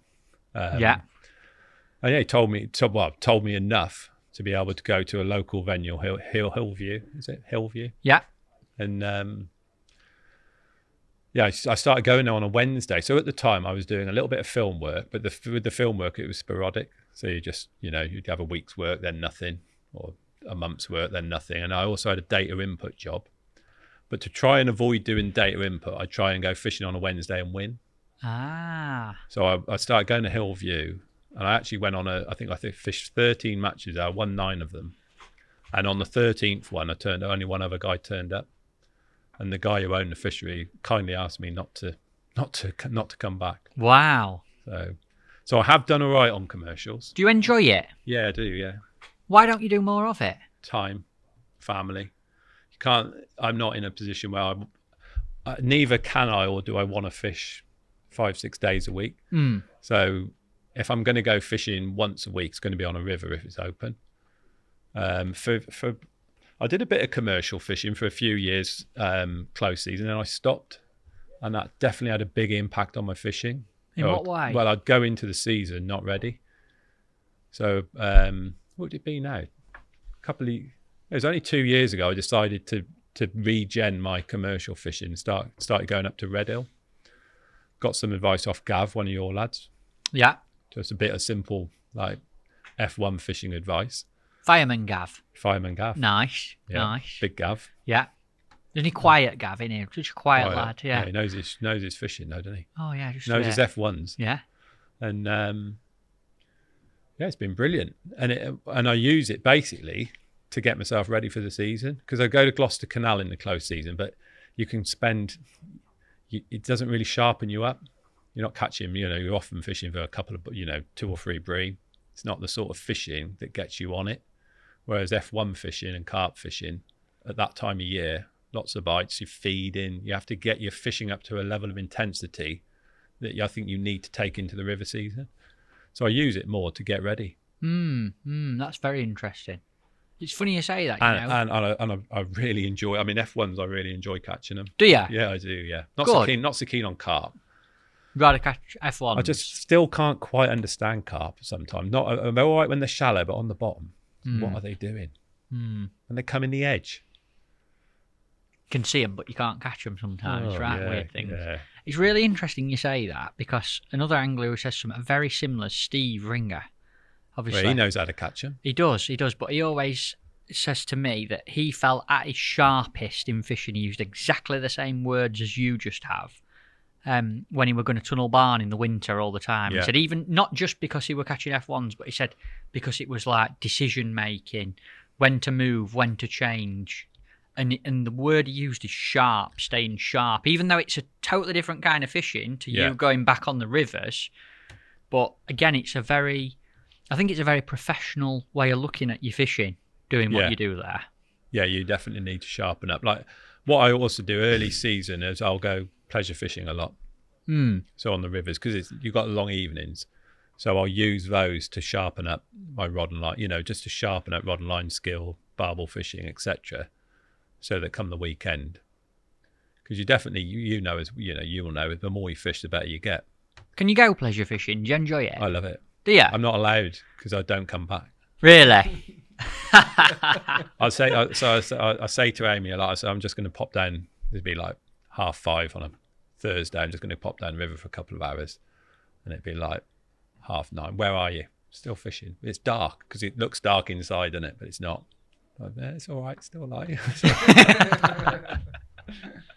So you love it. You're not one of these anglers who goes, I need it to be a match. No, I find it hard to go. I find it a lot harder to go pleasure fishing. Once I'm there, I can't leave. Got you. Interesting. What would you say to someone who's maybe struggling with the results and not feeling sharp? What advice would you give them? Obviously, go and catch some fish. Yeah. Yeah. Pleasure in matches. Pleasure in generally. I mean, you can do it pleasuring or matches, but especially anglers. You see anglers sometimes moaning, getting stuck in a rut, not catching anything. Change is as good as a rest. Switch venue, go pleasure fishing, catch some fish, get some confidence back. That's what I do. Look, we've all been in ruts, haven't we, where we can't catch and things are not going to plan. You need to step away, change something. Definitely. Not necessarily leaving your team, though. That might not be the right thing to do. Right. What's your favourite venue of all time? Got to be the Wye, isn't it?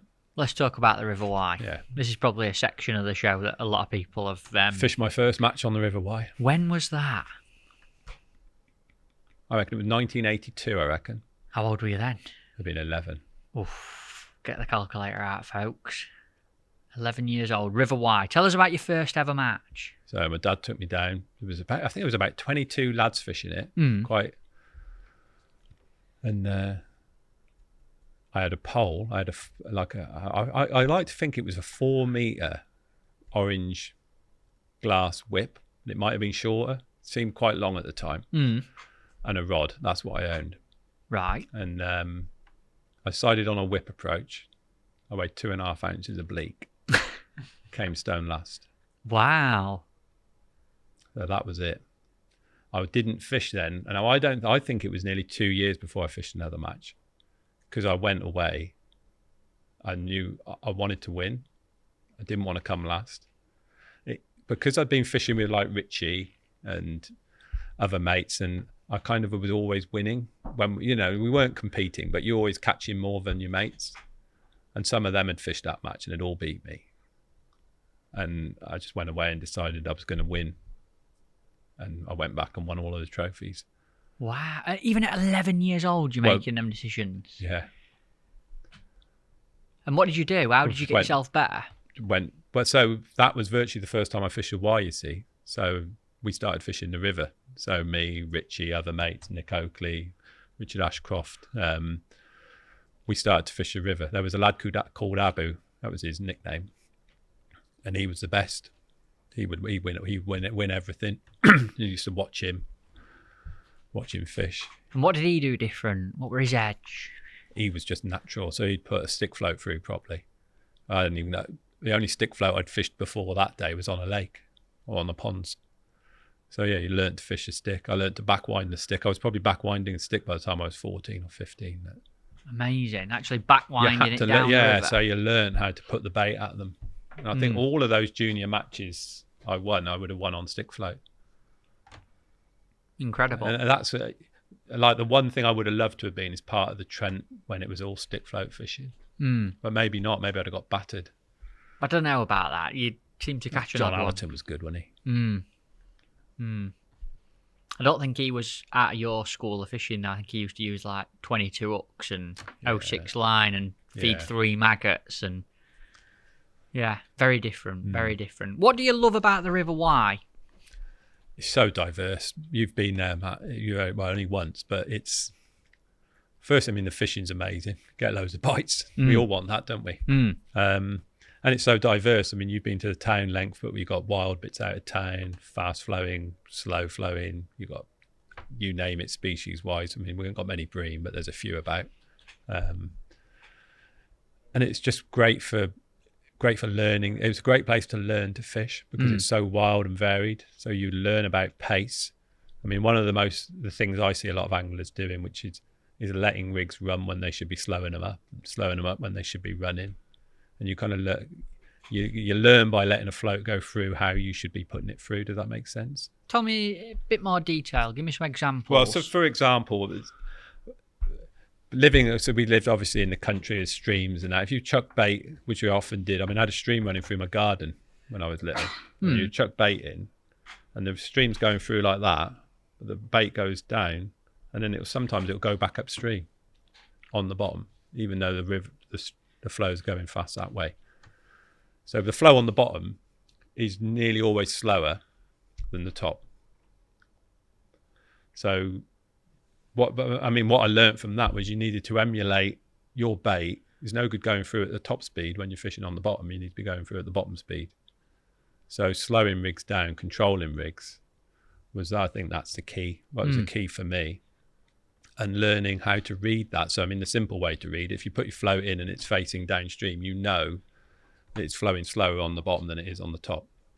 But the other thing is, if you're on a peg where it shallows up dramatically, then it probably the water at the bottom is getting pushed up, meaning it could be going through quicker on the bottom. So that time, those sort of pegs, you need to let it run. It gets quite technical, I know now, but but this is good. This is really interesting. I don't tell you too much. Well, that's what I'm here for. I've got a big list of River Wye questions here. Very interesting. But I suppose so getting your bait to go through as the bait would on the bottom where or the depth where you're catching, that's the most important thing.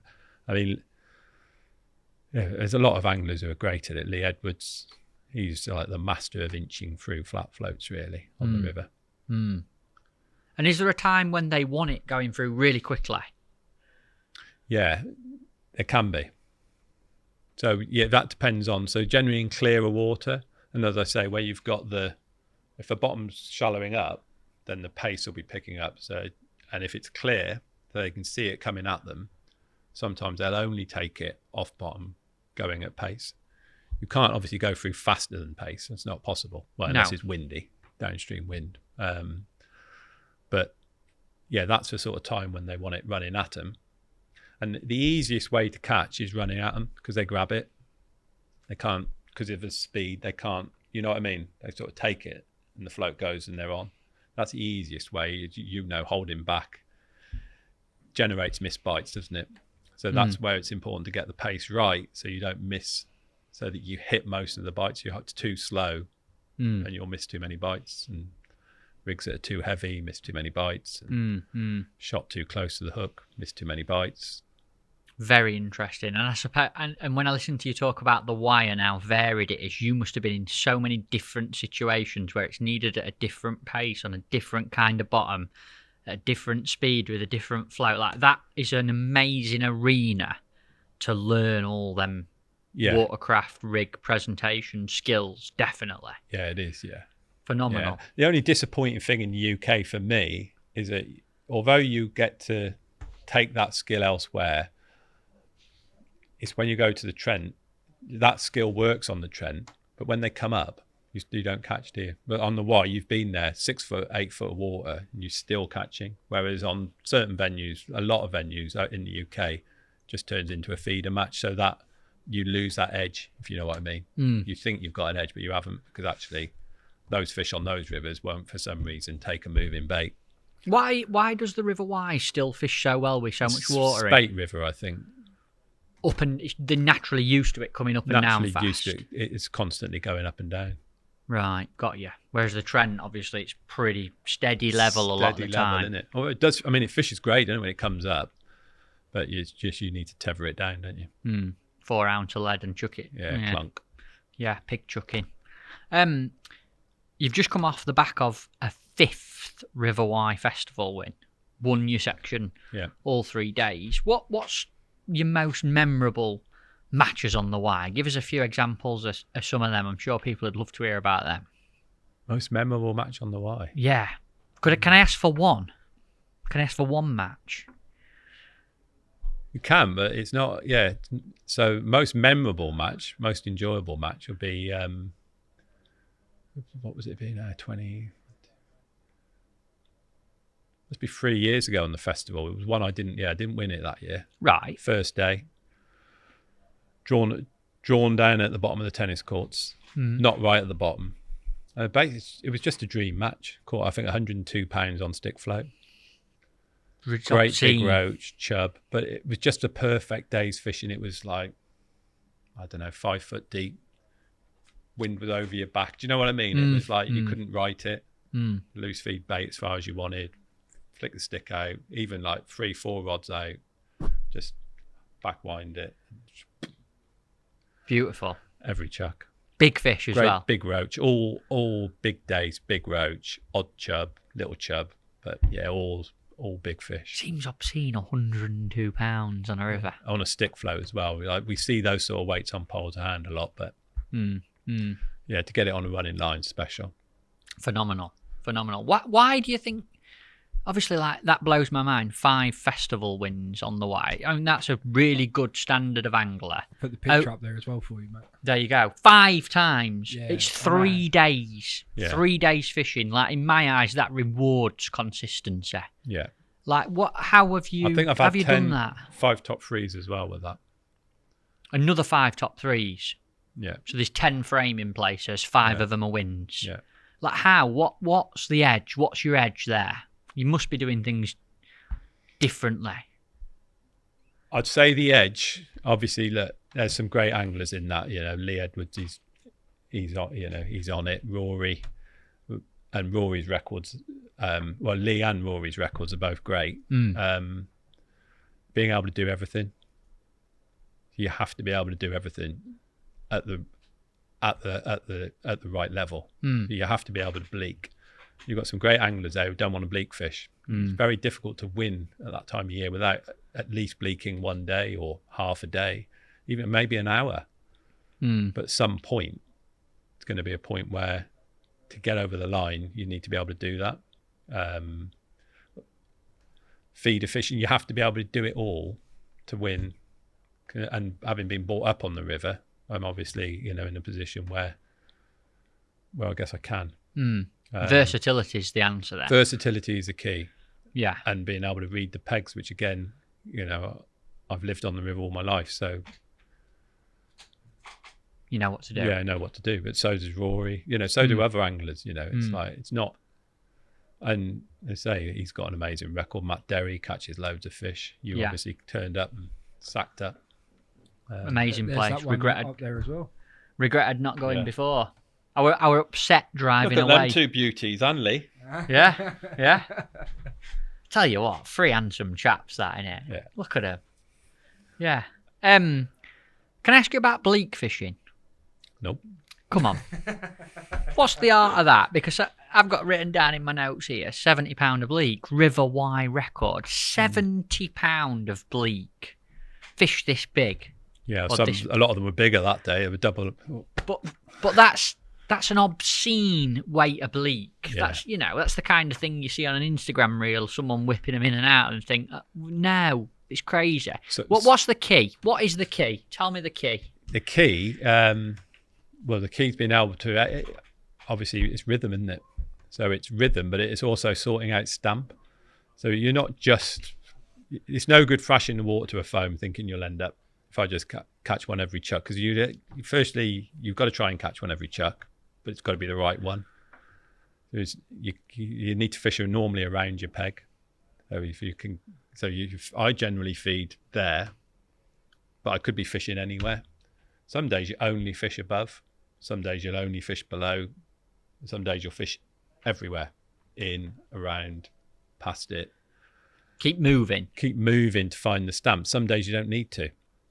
Every day is different. I know these people go, bleaking's boring. Well, yeah, it is boring, but it's not necessarily that boring, because you need to find, you're always looking for stamp, because the numbers is important. Catch as many as you can of the biggest ones you can. And if catching, it's so distance you fish as well. So obviously what I do generally is I count 100. So if I come shorter, I'll see how long it's taking, because I count now. I can't count. Yeah, I've heard that. I can't count. I don't know how you do this. Yeah, so counting for me is without counting, I wouldn't be able to do it. Right. And there's loads of reasons for counting. One, you need to know what speed. Two, you need to know what weight you're going to end up. It's no good, as you say, in a festival. If you know that you're going to need £40 to beat the barbel pegs or the dace anglers, there's no good bleaking if you're only going to get £30. So you need to know where you're going. And if your catch rate's dropping, you're going to fall short. Do I need to change?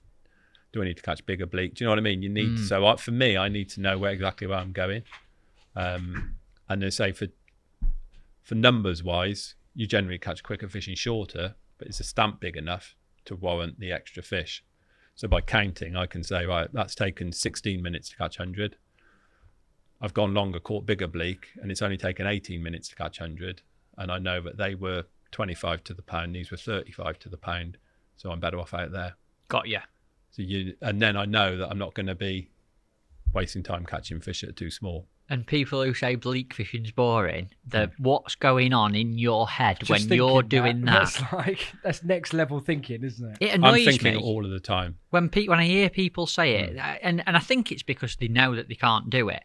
I really do, but it really, really annoys me when people look at bleak fishing and go, "That's pathetic." I honestly think I like the people who don't count. So you don't count, Lee don't count. I can't count. And Lee Lee had quite a few goes at me for counting. But for me, if I didn't count, I may as well not bother. Is that the right picture up there for the £70? Yeah, that's it. Yeah, there's a couple of free roach in there, I think. But that's look not at the size of those bleak. That's just part of your catch. Yeah, that's part of it. Yeah. I mean, yeah. you have 2 ways that day. Yeah, 2 ways it would have been. Yeah. Look at the size of the bleak. They're massive bleak. They were. So what happened that day is I was about 1,600 there. Not obviously not all in that net, but what happened that day is I caught a normal stamp, good stamp, and then the last 2 hours these great big kippers turned up, and I reckon they were 15 to the pound. I reckon, and obviously that just propelled the weight. Because I've caught 1,600 loads of times. It normally weighs between sort of 45 and 55 pound. Right. Is that how much you're counting? 1,600 fish? Yeah. I count 100 at a time. I almost didn't say anything because I wasn't sure if I'd heard that right. It's ridiculous. I don't know how he does it. How do you maintain that level of concentration and also... If I didn't count, I wouldn't be able to concentrate. Does that make sense? That's you're getting towards a target. I think I understand. Yeah, and I'm looking at. So I'm also I time every 100, so I know if I'm slowing up and is it getting slower and slower. Do I need to come off this now? Or it's getting quicker. Am I going to break a record? Do you know what I mean? It's like, they're getting too small, or they're getting bigger. It's all right. I can catch slower now. They're bigger. So it's like racing, isn't it? You're doing laps. Yeah. I'm on pace. Yeah. I'm dropping. Do I need to make a decision here to go and fish for something bigger? It's Exactly. so calculated. It's Yeah. actually next level technicalness. Yeah. We need to take you to the casino. I bet you're good at counting cards and stuff. You know. I don't know about that. Did you tell me you could count even when you're on the phone? Yeah, I count while I'm on the phone now. Yeah. That's just...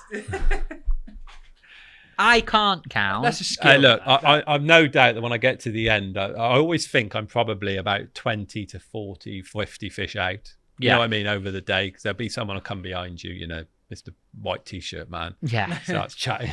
Yeah. That's still pretty impressive over 1,600. Yeah. Phenomenal. Yeah. Phenomenal. What about in terms of the kit that you use for a major? Is that important? Well, yeah. It's important. It's simple. Shot obviously a bulk. Lightest rig you can get away with again.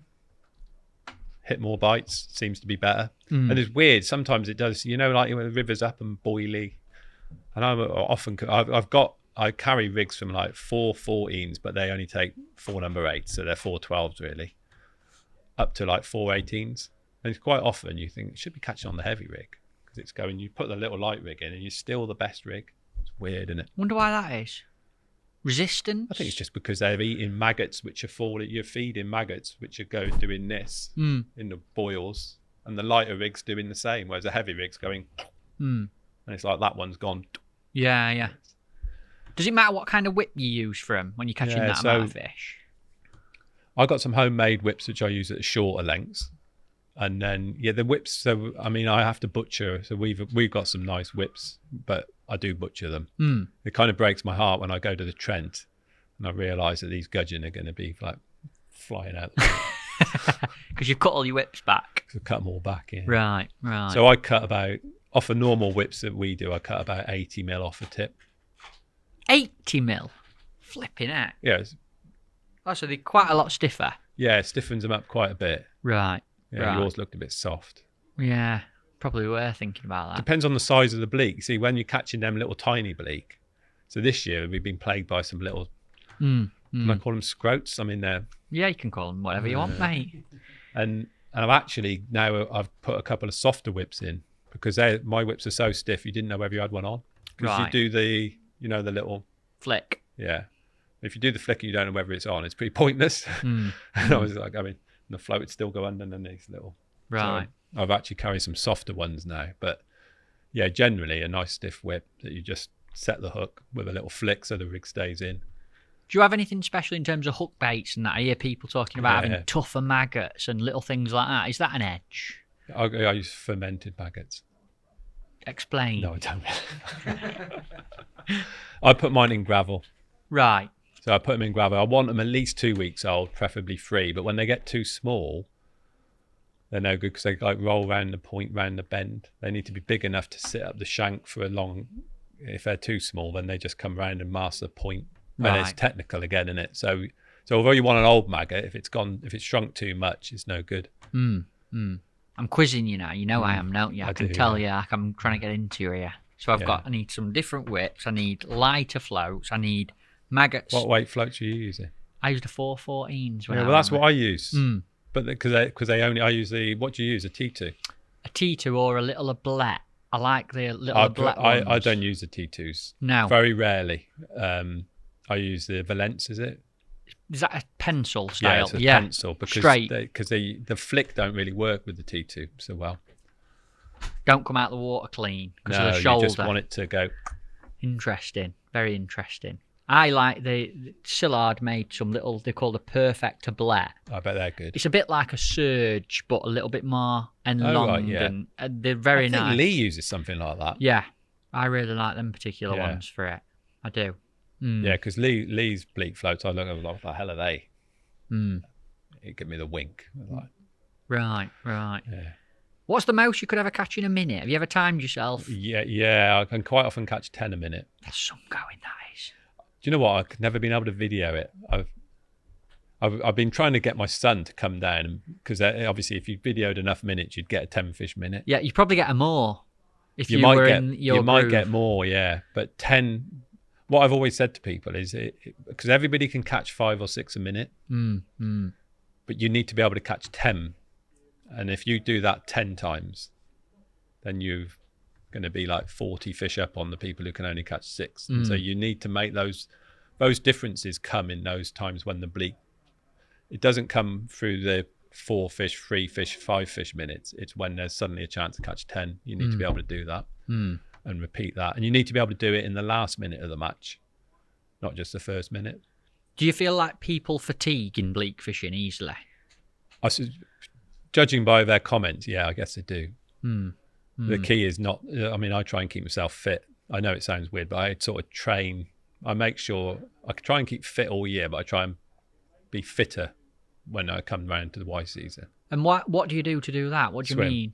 Really? And you'd consciously make an effort to be fitter, stronger? I'd make an effort to go faster and faster in the pool for longer. How often do you do that? 3 times a week. Wow. Is that now, this time of year? Yeah. If I can, work gets in the way, you know. But yeah. And you definitely see a difference in your fishing by doing it? I don't know whether I see a difference, but what I notice is I don't fatigue. So, like, I know I can fish a 3-day festival if I have to. I can fish for bleak as fast in the last minute of the last day as I did in the first minute of the first day. It's got to help. 100%. Got to help. What about things like diet and food? Are you careful with that kind of thing? Not really. I mean, I'm a smoothie man when I match fish. So I basically have some form of smoothie. That's what I drink during the match. I eat relatively healthy, but I'm not obsessive about it or anything like that. I don't mind a burger. We're having a Nando's after this. A what? Nando's. Never been. Never been to Nando's, Toby. What you got to say I about that? I still can't believe it. It'd be a good treat for you. Yeah, well, Yeah, Toby's well, getting them. absolutely. Come on, let's go. Yeah, we'll have a Nando's after this.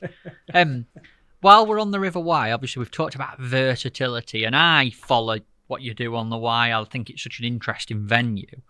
There's sometimes that I see matches won, sections won, and anglers do well with completely the opposite to big nets oblique, and they catch 2 or 3 big fish. Yeah. What's the art in that? Because I'm sure that on that particular venue, there's a time and a place and certain things that you need to know and do to get 2 or 3 bites in a match. And that can be just as technical as catching 1,600 fish in a match. Yeah, it's quite, I mean, it does depend on where you draw and what time of year and what height of the river. So, but yeah, quite often it's about setting a trap, for the big fish. Sometimes, I've had some great section results in team matches, just catching a couple of perch. And it's about setting the trap and timing, like you say, and like barbel. We found more and more with barbel over the years that you catch more and more on a bomb. Is it the same on the Trent? Often, especially the bigger ones. The big ones. You see them ones Lee had on the weekend. Great Yeah, they big were ones. big. You catch them on a Caught bomb. them on the bomb. Not feeding anything. Not feeding hardly anything. Wow.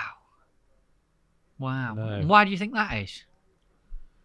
I think they're clever fish, aren't they? I think they associate an amount of bait with a trap. And they see one bit of bait on its own.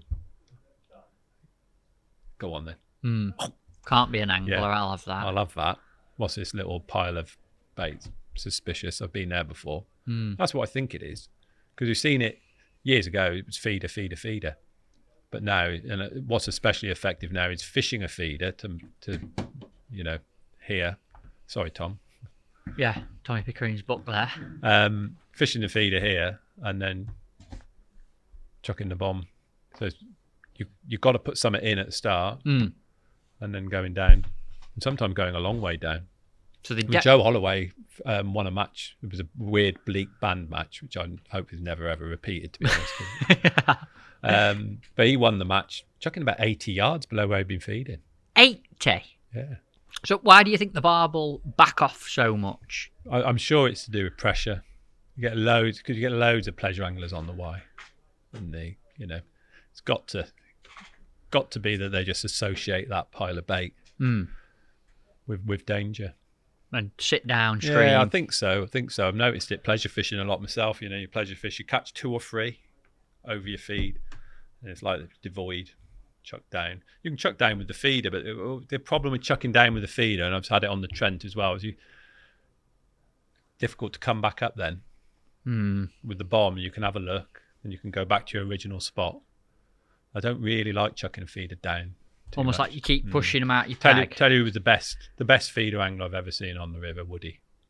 Paul Woodward. Paul, yeah, the famous Paul Woodward. The Woody. I remember. Woody. So obviously He's an Woody's absolute god. I mean, he hasn't fished. He did his backing years ago. Hasn't fished. tackle shot Woody, Yeah, isn't it? yeah. Yeah. Unbelievable feeder angler. Make you feel completely incompetent if you watch. Once I watched him, I felt like just selling my feeder gear, giving it away. What made him so good? Just the intensity. He fishes it the same intensity like we would fish a pole or a stick or something. He does the same on the feeder. It's like he's doing stuff that shouldn't work. I mean, I don't know about this Tommy don't move a feeder, but he moves it. He was like pulling it and changing between ground bait and maggot, and changing feeder and the way he feeds all the time, like 2 chucks on a ground bait and back on maggots. This is just an example, but always doing stuff, hook lengths, really long hook lengths, shortening down, and like reading what was going on. He was so good at reading what was going on underwater and making those changes to catch on feeder. And as I've watched him, I can't stand him being behind me when I'm fishing feeder because I know what he's thinking. Really? Thinking, give me the rod. Yeah. Yeah, but for you to say that, thinking, give it here. just a natural at it. Yeah. Right. I remember reading about Woody loads. He used to do loads of features. That's it. Yeah. He fished with Starlets for a bit. Right. But obviously he don't fish because of his back now. His back went. He doesn't fish now. Wow, bless him. He sorted some He's a nice great bait out. Oh the yeah, Wye. yeah. Well, he's looked after me for God knows how many years. Yeah, First time I went in his shop, we just hit it off. He was like the big gun in Hereford. I was a big gun in Ross. There was a bit of a rivalry there at first. You know what I mean? It was like, got you. Yeah, always got on well with him. You ever had a next peg battle? Oh, we've had a few. Have you? Yeah. Mostly on still waters, I think. Just to try and outfeed each other normally. Just carnage, just destroy it for everybody. Firing balls and everywhere. Amazing. We had a bleak off once. So one year we fished. I think it was it was a winter league match. So I'd have been fishing for Gordon League. He'd been fishing for Hereford, and it was all bleak fishing. We got there. The bleak disappeared after caught a few bleak, hardly any, and it disappeared. I went up the bank halfway through. Set a stick. I hadn't set anything else up. Set a stick float up. Started to catch. And I won the section. I think I had about £25. I had some hybrids and roach and dace, all sorts on stick. Woody had bleaked it all day, a few pegs away, and had £17. He was fuming because he thought it was because then £25 was a big bleak weight, but £17 was a good weight. But he was fuming that I cheated. It was supposed to be a bleak mate. It was supposed to be him versus me on bleak, and then went up the bank and set a stick up. Lovely bloke though. He's Lovely great bloke. Yeah, real character. One night I remember meeting him on my I think it was a 26th birthday party in a place called Crystal Rooms. Where's this? Hereford? Anyway, I was in bed for about 4 days, with alcohol poisoning. Woody was in the shop the next morning. Absolute animal. A great bloke. Do you like a beer, Adrian? I do. It don't like me. Right. Suffer with hangovers? Yeah. Right. Yeah. But obviously Woody doesn't. No. I'm like the ultimate lightweight, so I can drink. I'm all right when I'm, but the next day, right off, which is why you won't see me out. So a lot of the guys are like, why don't you come out? Because if I went out on the Thursday night of a festival, there's a good chance I wouldn't be able to fish. Honestly? Yeah. Why does it get you so much I think that? it's fast metabolism, I think. So I'm obviously skinny or slim. Got a very fast metabolism, and I think it just... That's what I put it down to. Right. Not being a lightweight or anything like that. Right. Fast metabolism. Yeah. That's my excuse now, Toby. Fast metabolism. Age does me. I used to be great. It definitely gets worse with age. I can't do Yeah. it, mate, either. Not fishing. Not the why. I ain't being funny. If you'd have said to me, you've got to go and catch 1,600 bleak with an hangover, no, thank you. Can't do that. I fished a match with hangover last year. It was Amy's 40th. A surprise party. I couldn't not be at her surprise party. I couldn't not drink. We had a league match the next day and I drew 94, which is obviously a famous. Ugh. And everybody's like, what's up with you? Because I'm not. And I was like ashen white. And the actual fishing wasn't too bad, but setting up. And do you know what? I just wanted to leave it all there. Just let it go. Yeah. I think I had £98. That's ridiculous. Second in the match. Should have won it, really. Should have caught. You know what I mean? It was like I wasn't exactly on it that day. Right. But, what's your biggest weight on the Y? £170. Sounds like you're talking about like commercial venues. Yeah, So what was that? That was a chub weight. Place called Bartisham, which is just below Hereford. Interesting day that. So got to the peg, and like Robbo, you know Robbo, don't you? Dave Roberts, he's a legend, great guy, another super angler. Like he used to kick around with Woody at the same time when I first met him. He said, "Oh, I'm not really sure about the peg. You can see all the way across." Another guy, Lee Pritchard, said, "Oh, it'd be solid." And I got there, and there's like a gully. There was a bit of a gully on the far bank. I thought, well, I'll sticky mag it across there. That's where the fish will be, because you could see the weeds, see every stone on the bottom everywhere else. I thought, that's the place. I'll loose feed Empen caster. I can't sticky mag, so I'll just loose feed that as far as I can, and I'll sticky mag it across. Fired a few balls in, chucked the waggler, fired some of casters in. Woody's always got a few legendary floaters in his mix, right? So you always get a few. So I'm running the waggler, and I hear, what the hell was that? And then it's all right down the peg, but down the middle. And these casters are going in. Wound in, pick the normal waggler up, chuck it out. It's all obviously solid with chub. But the last hour, you know, Big Dan Ashington. Yeah. Big D, as we call him. Don't call him Little D. Right. Doesn't like that. Little D. Yeah, Little D. He's come and sat behind me, and by this stage, you can still see the chub feeding, but you could only catch them on an 011. So you'd get an odd un, but you basically had to fish dead fine to still catch, even though you caught 170 pound. Like caught the first sort of 120 pound, it's been easy 100 pound. But then by the end of the match, only way you'd catch them like 011, small hook, single caster. And because they'd obviously caught the stupid ones, they still wanted to feed, but the guard was up, the guard was up. Yeah. Just shows you though that like 170 pound, you'd think it'd just be a crank. I mean, any tackle day, there's still a knack. There's still you still got a chubber. You know what chubber like they can be. Devils. Yeah. Devils. Yeah, Lee's the best at catching tricky chub, I think. Fish was light, doesn't he? Sometimes. Fish is real light, doesn't he? Yeah, and he flicks a rig all the time. So that's the secret with chub, innit? Is it? I don't know. Tell us. Well, they want it falling, don't they? They always want it. Well, when they're up in the water, they always want it going past them. It's no good fishing like there. It's got to be going. So you're just flicking the rig. Right. Interesting. Very interesting. Telling you too much, am I? You can tell you there's a few times in the show you've just gone a little bit quiet and looked down the mic like that. Is he just trying to milk me of information here?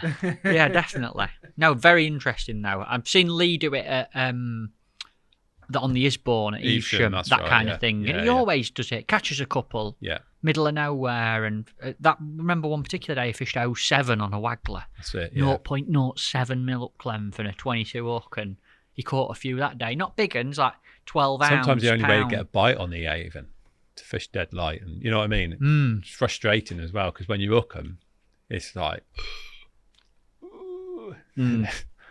we all want to hook them, don't we, on the heaviest gear we can, and just drag them in.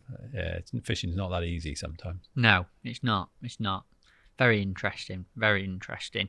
One other thing I want to talk to you about, again, it's something personal that I remember, is you had a blistering run of results at Barston once that were sort of on the lead up to or around winning the Centres Challenge. Yeah. I remember they were a SIPS League, international SIPS League, rules. that's it. They were, again, great matches, weren't they? Great team matches. I think we had 2 or 3 teams in that. The team was me, Martin, Danny.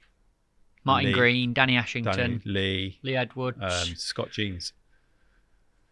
Yeah, we did. Well, we had a great run up there. What were the crack there? Like, what happened? Balling it in, feeding like rich over the top, and feeding dead joker. Really? Frozen joker. Do you think it makes that much of a difference? You wouldn't believe the difference it made, Matt. How? Why? So, like, do you remember foul looking and liners and fizzing and not being able to catch? Dead joker, frozen joker. Right. If you put the live joker in, you basically, you put a little bit in at the start, and frozen joker was the one. Topping up with it, not feeding it at the start. Once you got the fish there, because you really wanted to get them in, once you got them there, just keep topping up. So regular top ups, frozen joker. And the funny thing is, so our team me, Lee, we were all on it. But the other teams, so they're like the superstars, Sean and that, they never bought into it. And you told them about it? Told them about it. They wouldn't have it. Wow. So I could be wrong. It definitely worked for me. We did great as a team there. I won it individually there. And that was definitely the frozen joker. You know, for me it was. Do you think it's just because it lies still on the bottom? I think so. Sits there. Yeah. Not dancing up. Not doing any dancing.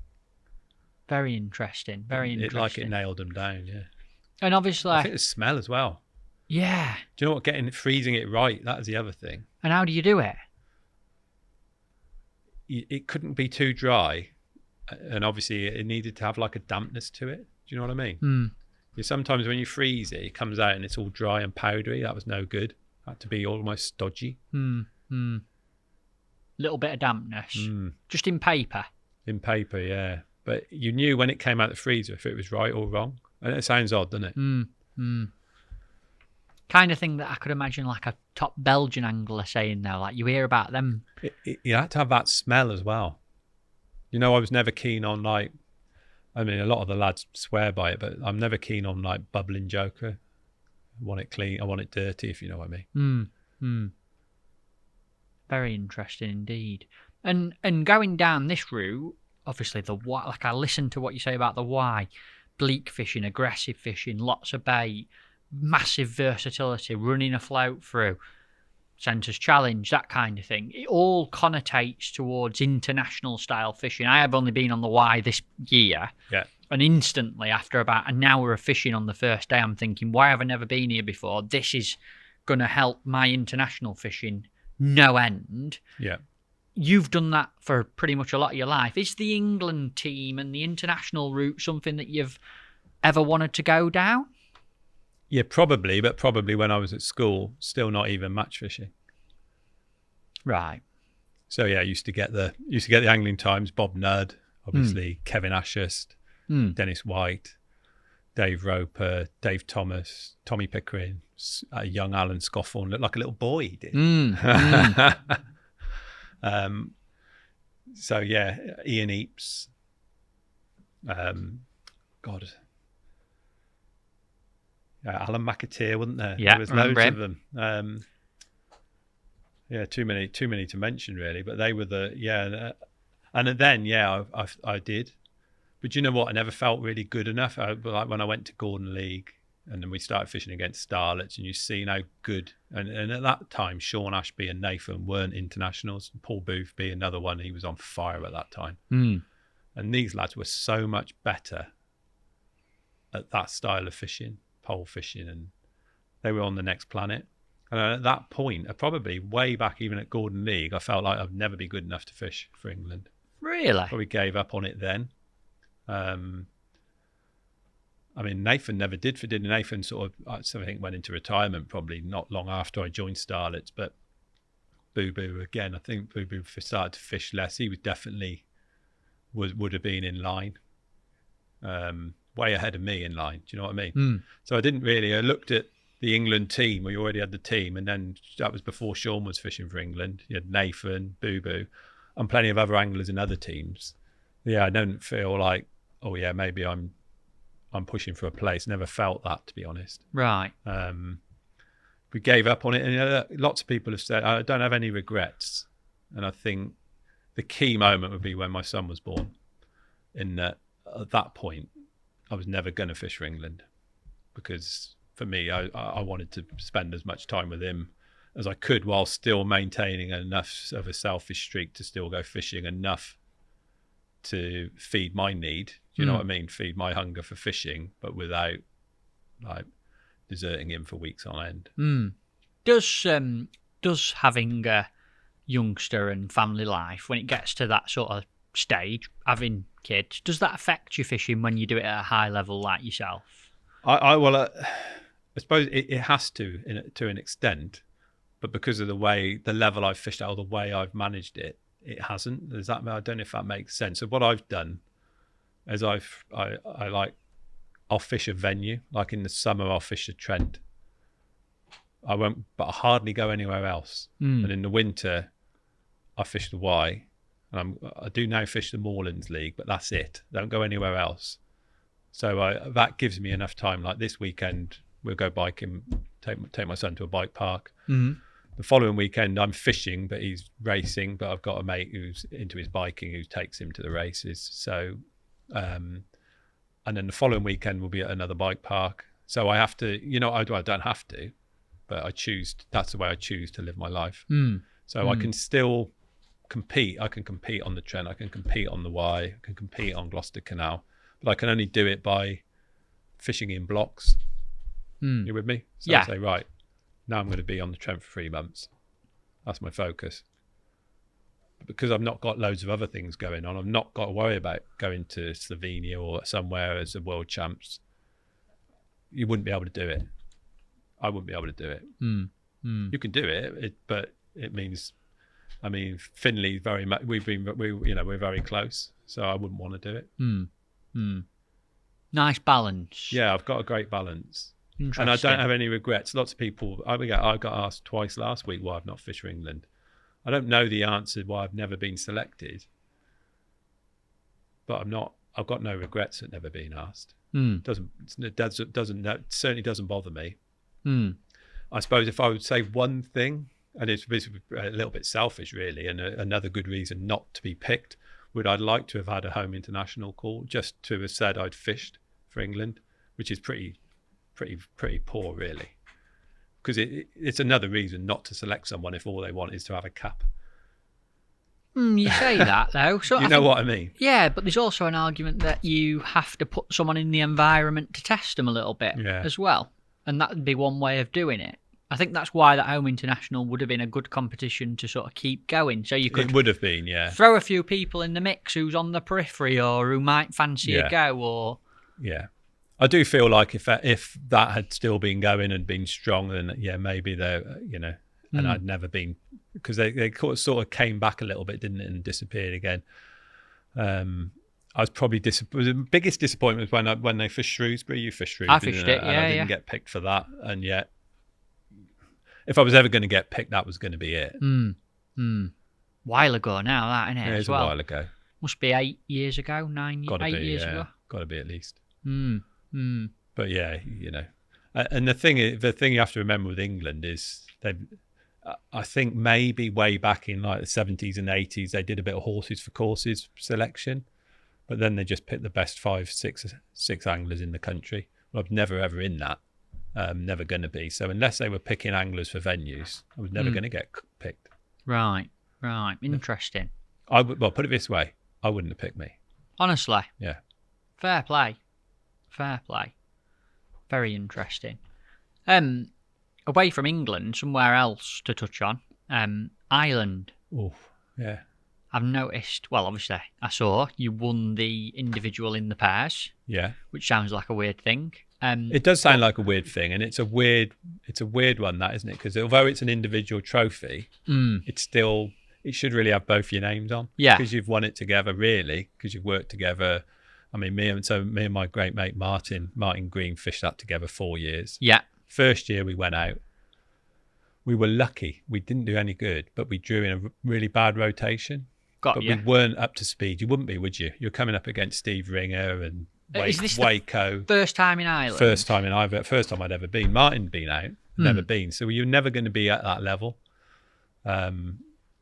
So it was a learning curve. But as I said to Martin, it was the best thing. We ended up, them rotations of death. No pair got in the top 10. So it didn't matter. It didn't matter that we weren't competitive. And then after that, we were competitive. We framed every year.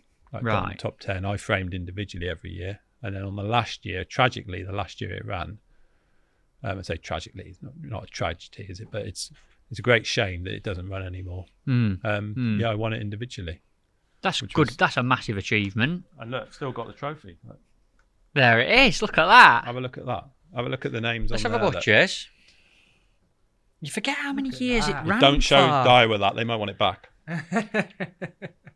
Francis McGoldrick, Cathal Hughes, Waco, Phil Ringer, Jens Koshnik, Michael Buckwalder, Lee Kerry, and Hadrian Whittle. There is. Tell you what, you wouldn't take any of them on, would you? You just wouldn't take them on. No. Is that the picture up there as well? Yeah, that's it. Yeah.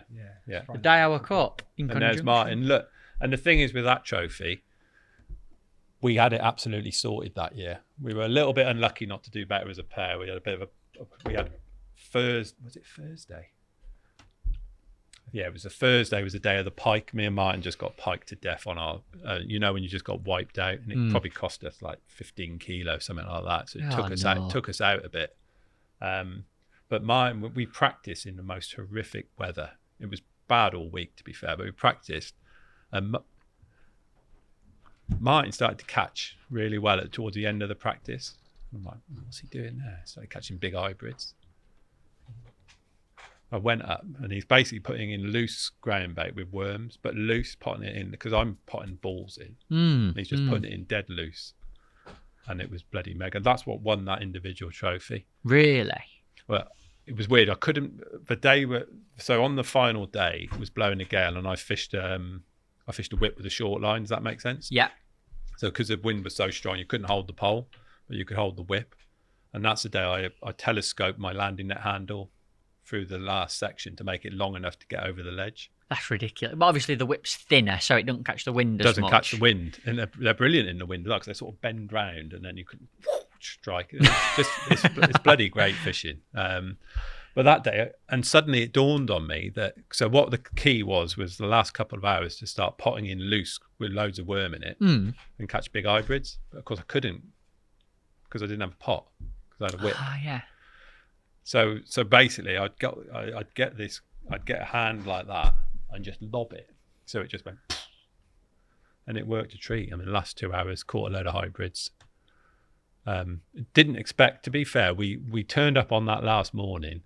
Martin drew the worst peg on the lake, which caught less than 5 kilo all week. And I drew pretty an average peg at, I think, 11 kilo was best off it. So we didn't really. And I said to Martin on the phone, because he's like, we obviously want to finish in the top 10, but we're almost certainly going to slide out of it with those draws. I said, I'm just going to enjoy myself. I'm on a feeder peg, but I'm going to fish pole. I said, I'm not, just go and enjoy it.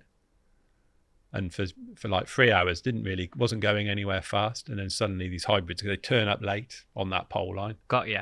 And they just rocked up, and you caught one, oh, that's a bonus. 2, that's a bonus. 3, another one. 4. Do you know what I mean? It was like, well, hang on a minute. Sounds like your kind of fishing as well. Yeah, it was my kind of fishing. Yeah, and I think I was lying 10th overnight, and I ended up winning it. And what did you end up weighing that day? I think it was 21 kilo. Some going on a big natural venue. Yeah, and especially with not a lot in the net, like 3 and a bit hours in. Yeah.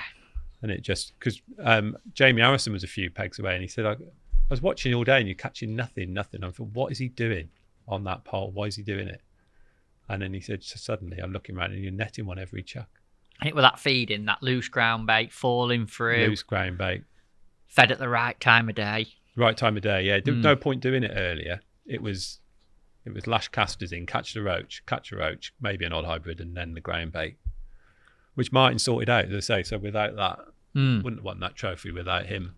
Because I was topping up with balls, you know what I mean? And I would have carried on topping up because I was catching odd fish, but he started putting this loose in and it was carnage.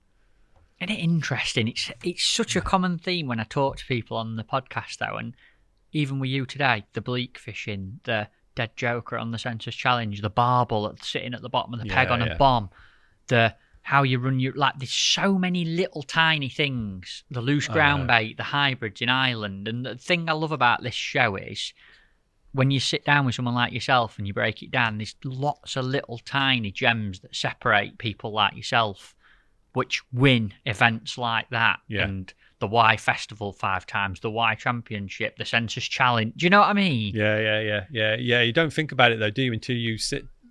No. Until you're in this environment, you just go and do it, I guess. Yeah, but I love the fact that we can sit and talk about it and pull these little things out to go, well, that was the difference. That's the key.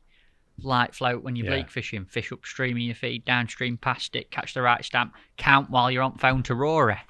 How you do that, I'll never know. But for me, that's the beauty of having this kind of chat. I really, really love it and appreciate people like yourself coming and talking about kind of thing. It's been great, mate. Yeah, it's been awesome.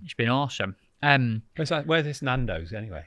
It's not far away. It's only literally, it's like less than 5 minutes down. Yeah. He's itching now, isn't he? We're all getting hungry. Yeah, we're all getting hungry.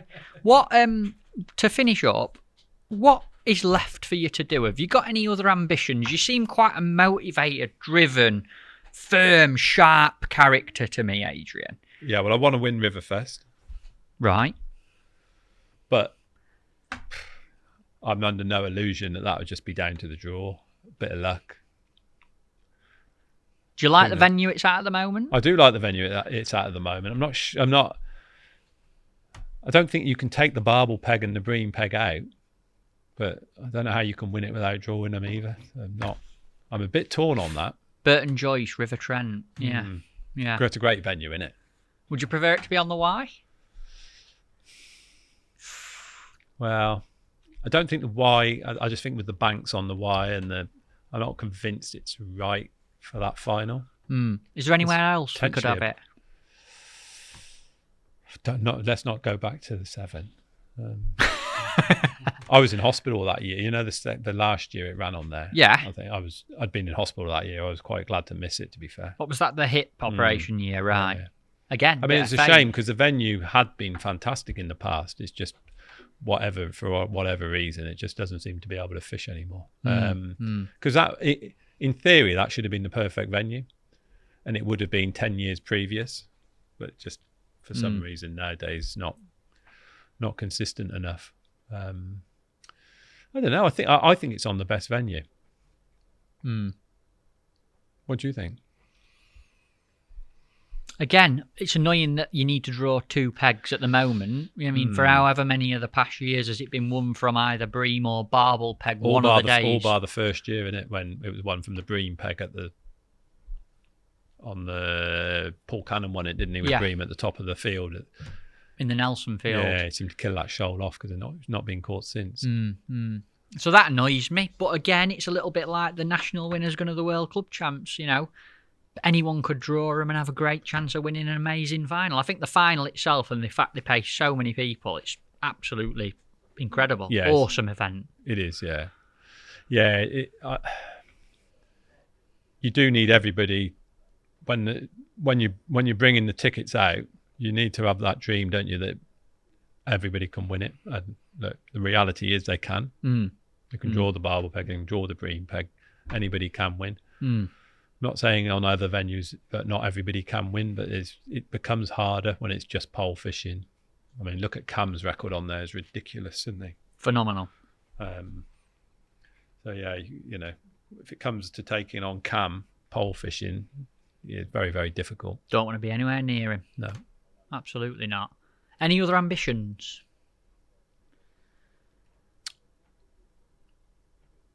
Win the World Club Champs. Difficult. Probably won't get in the team. Maybe not. But the passion's still there to do it. Yeah, I'd still like to do it, but. Interesting. I've got some quick fire questions for you. I've not really teed you up for these, sort of drop you in at the deep end. Ask these to every single guest to finish off the show. And I'm just going to come straight at you with them. Go on then. These will be interesting with you, definitely.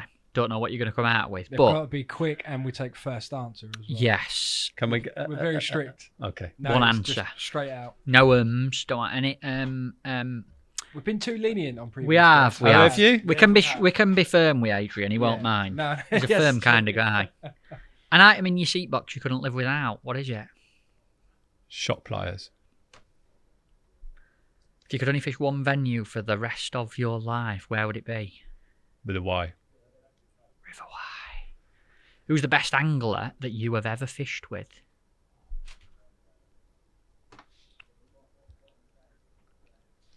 Sean Ashby. If there's one thing you could change about fishing, what would it be?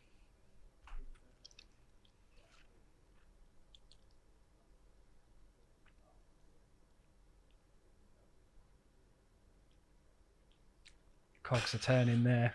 He's not said No, that's true. Skyliners. Oh, get it in there. Keep more of them? Yeah. When's your next mash on the Y? 3rd. 3rd of December. Sound. So if anyone listening would like to come along, watch Hadrian Whittle. 2nd. Yeah. We'll have some star jumps, press ups, and high vis jackets, please. Lots of white t-shirts. I like it. I like it. No one else has answered that, have they? No. Skyliners, and I like it. Very on topic. And if you had to give someone who's never been fishing before some inspiration to give it a go, what would you say to them? Oof, crikey. We've got an there. Yeah, no, that's the first one. You've done very well. Yeah. Just go out, give it a go. Might change your life. Can't get any better than that. Did you bring a gift to leave for the podcast? I don't do gifts. Oh, charming. He's buying the Nando's. That's the gift. You're getting the Nando's in? I'll send you a gift. Will you send us a gift? I'll send you a gift. Right, we'll start the next show, folks, with Adrian Whittle's. Does that get me out of buying a Nando's? Toby's getting Nando's. No, Matt promised me one, so it's Matt's. We've had a bet, and I owe him a Nando's, so I'll get it. So I'm getting a whole chicken. Yeah. On a serious note, mate, thank you. That's been a proper roller coaster. Yeah, we've covered so many different topics. Awesome. Some hard things to talk about as well. Yeah. Some strong opinions, but I really appreciate you sitting down and talking about it. And if ever you fancy coming back, and we'll have a natter about a few other things, love to have you back. Absolutely. Right, brilliant. Thank you, mate. It's been great. Cheers, Adrian. Cheers, mate. Cheers, Toby.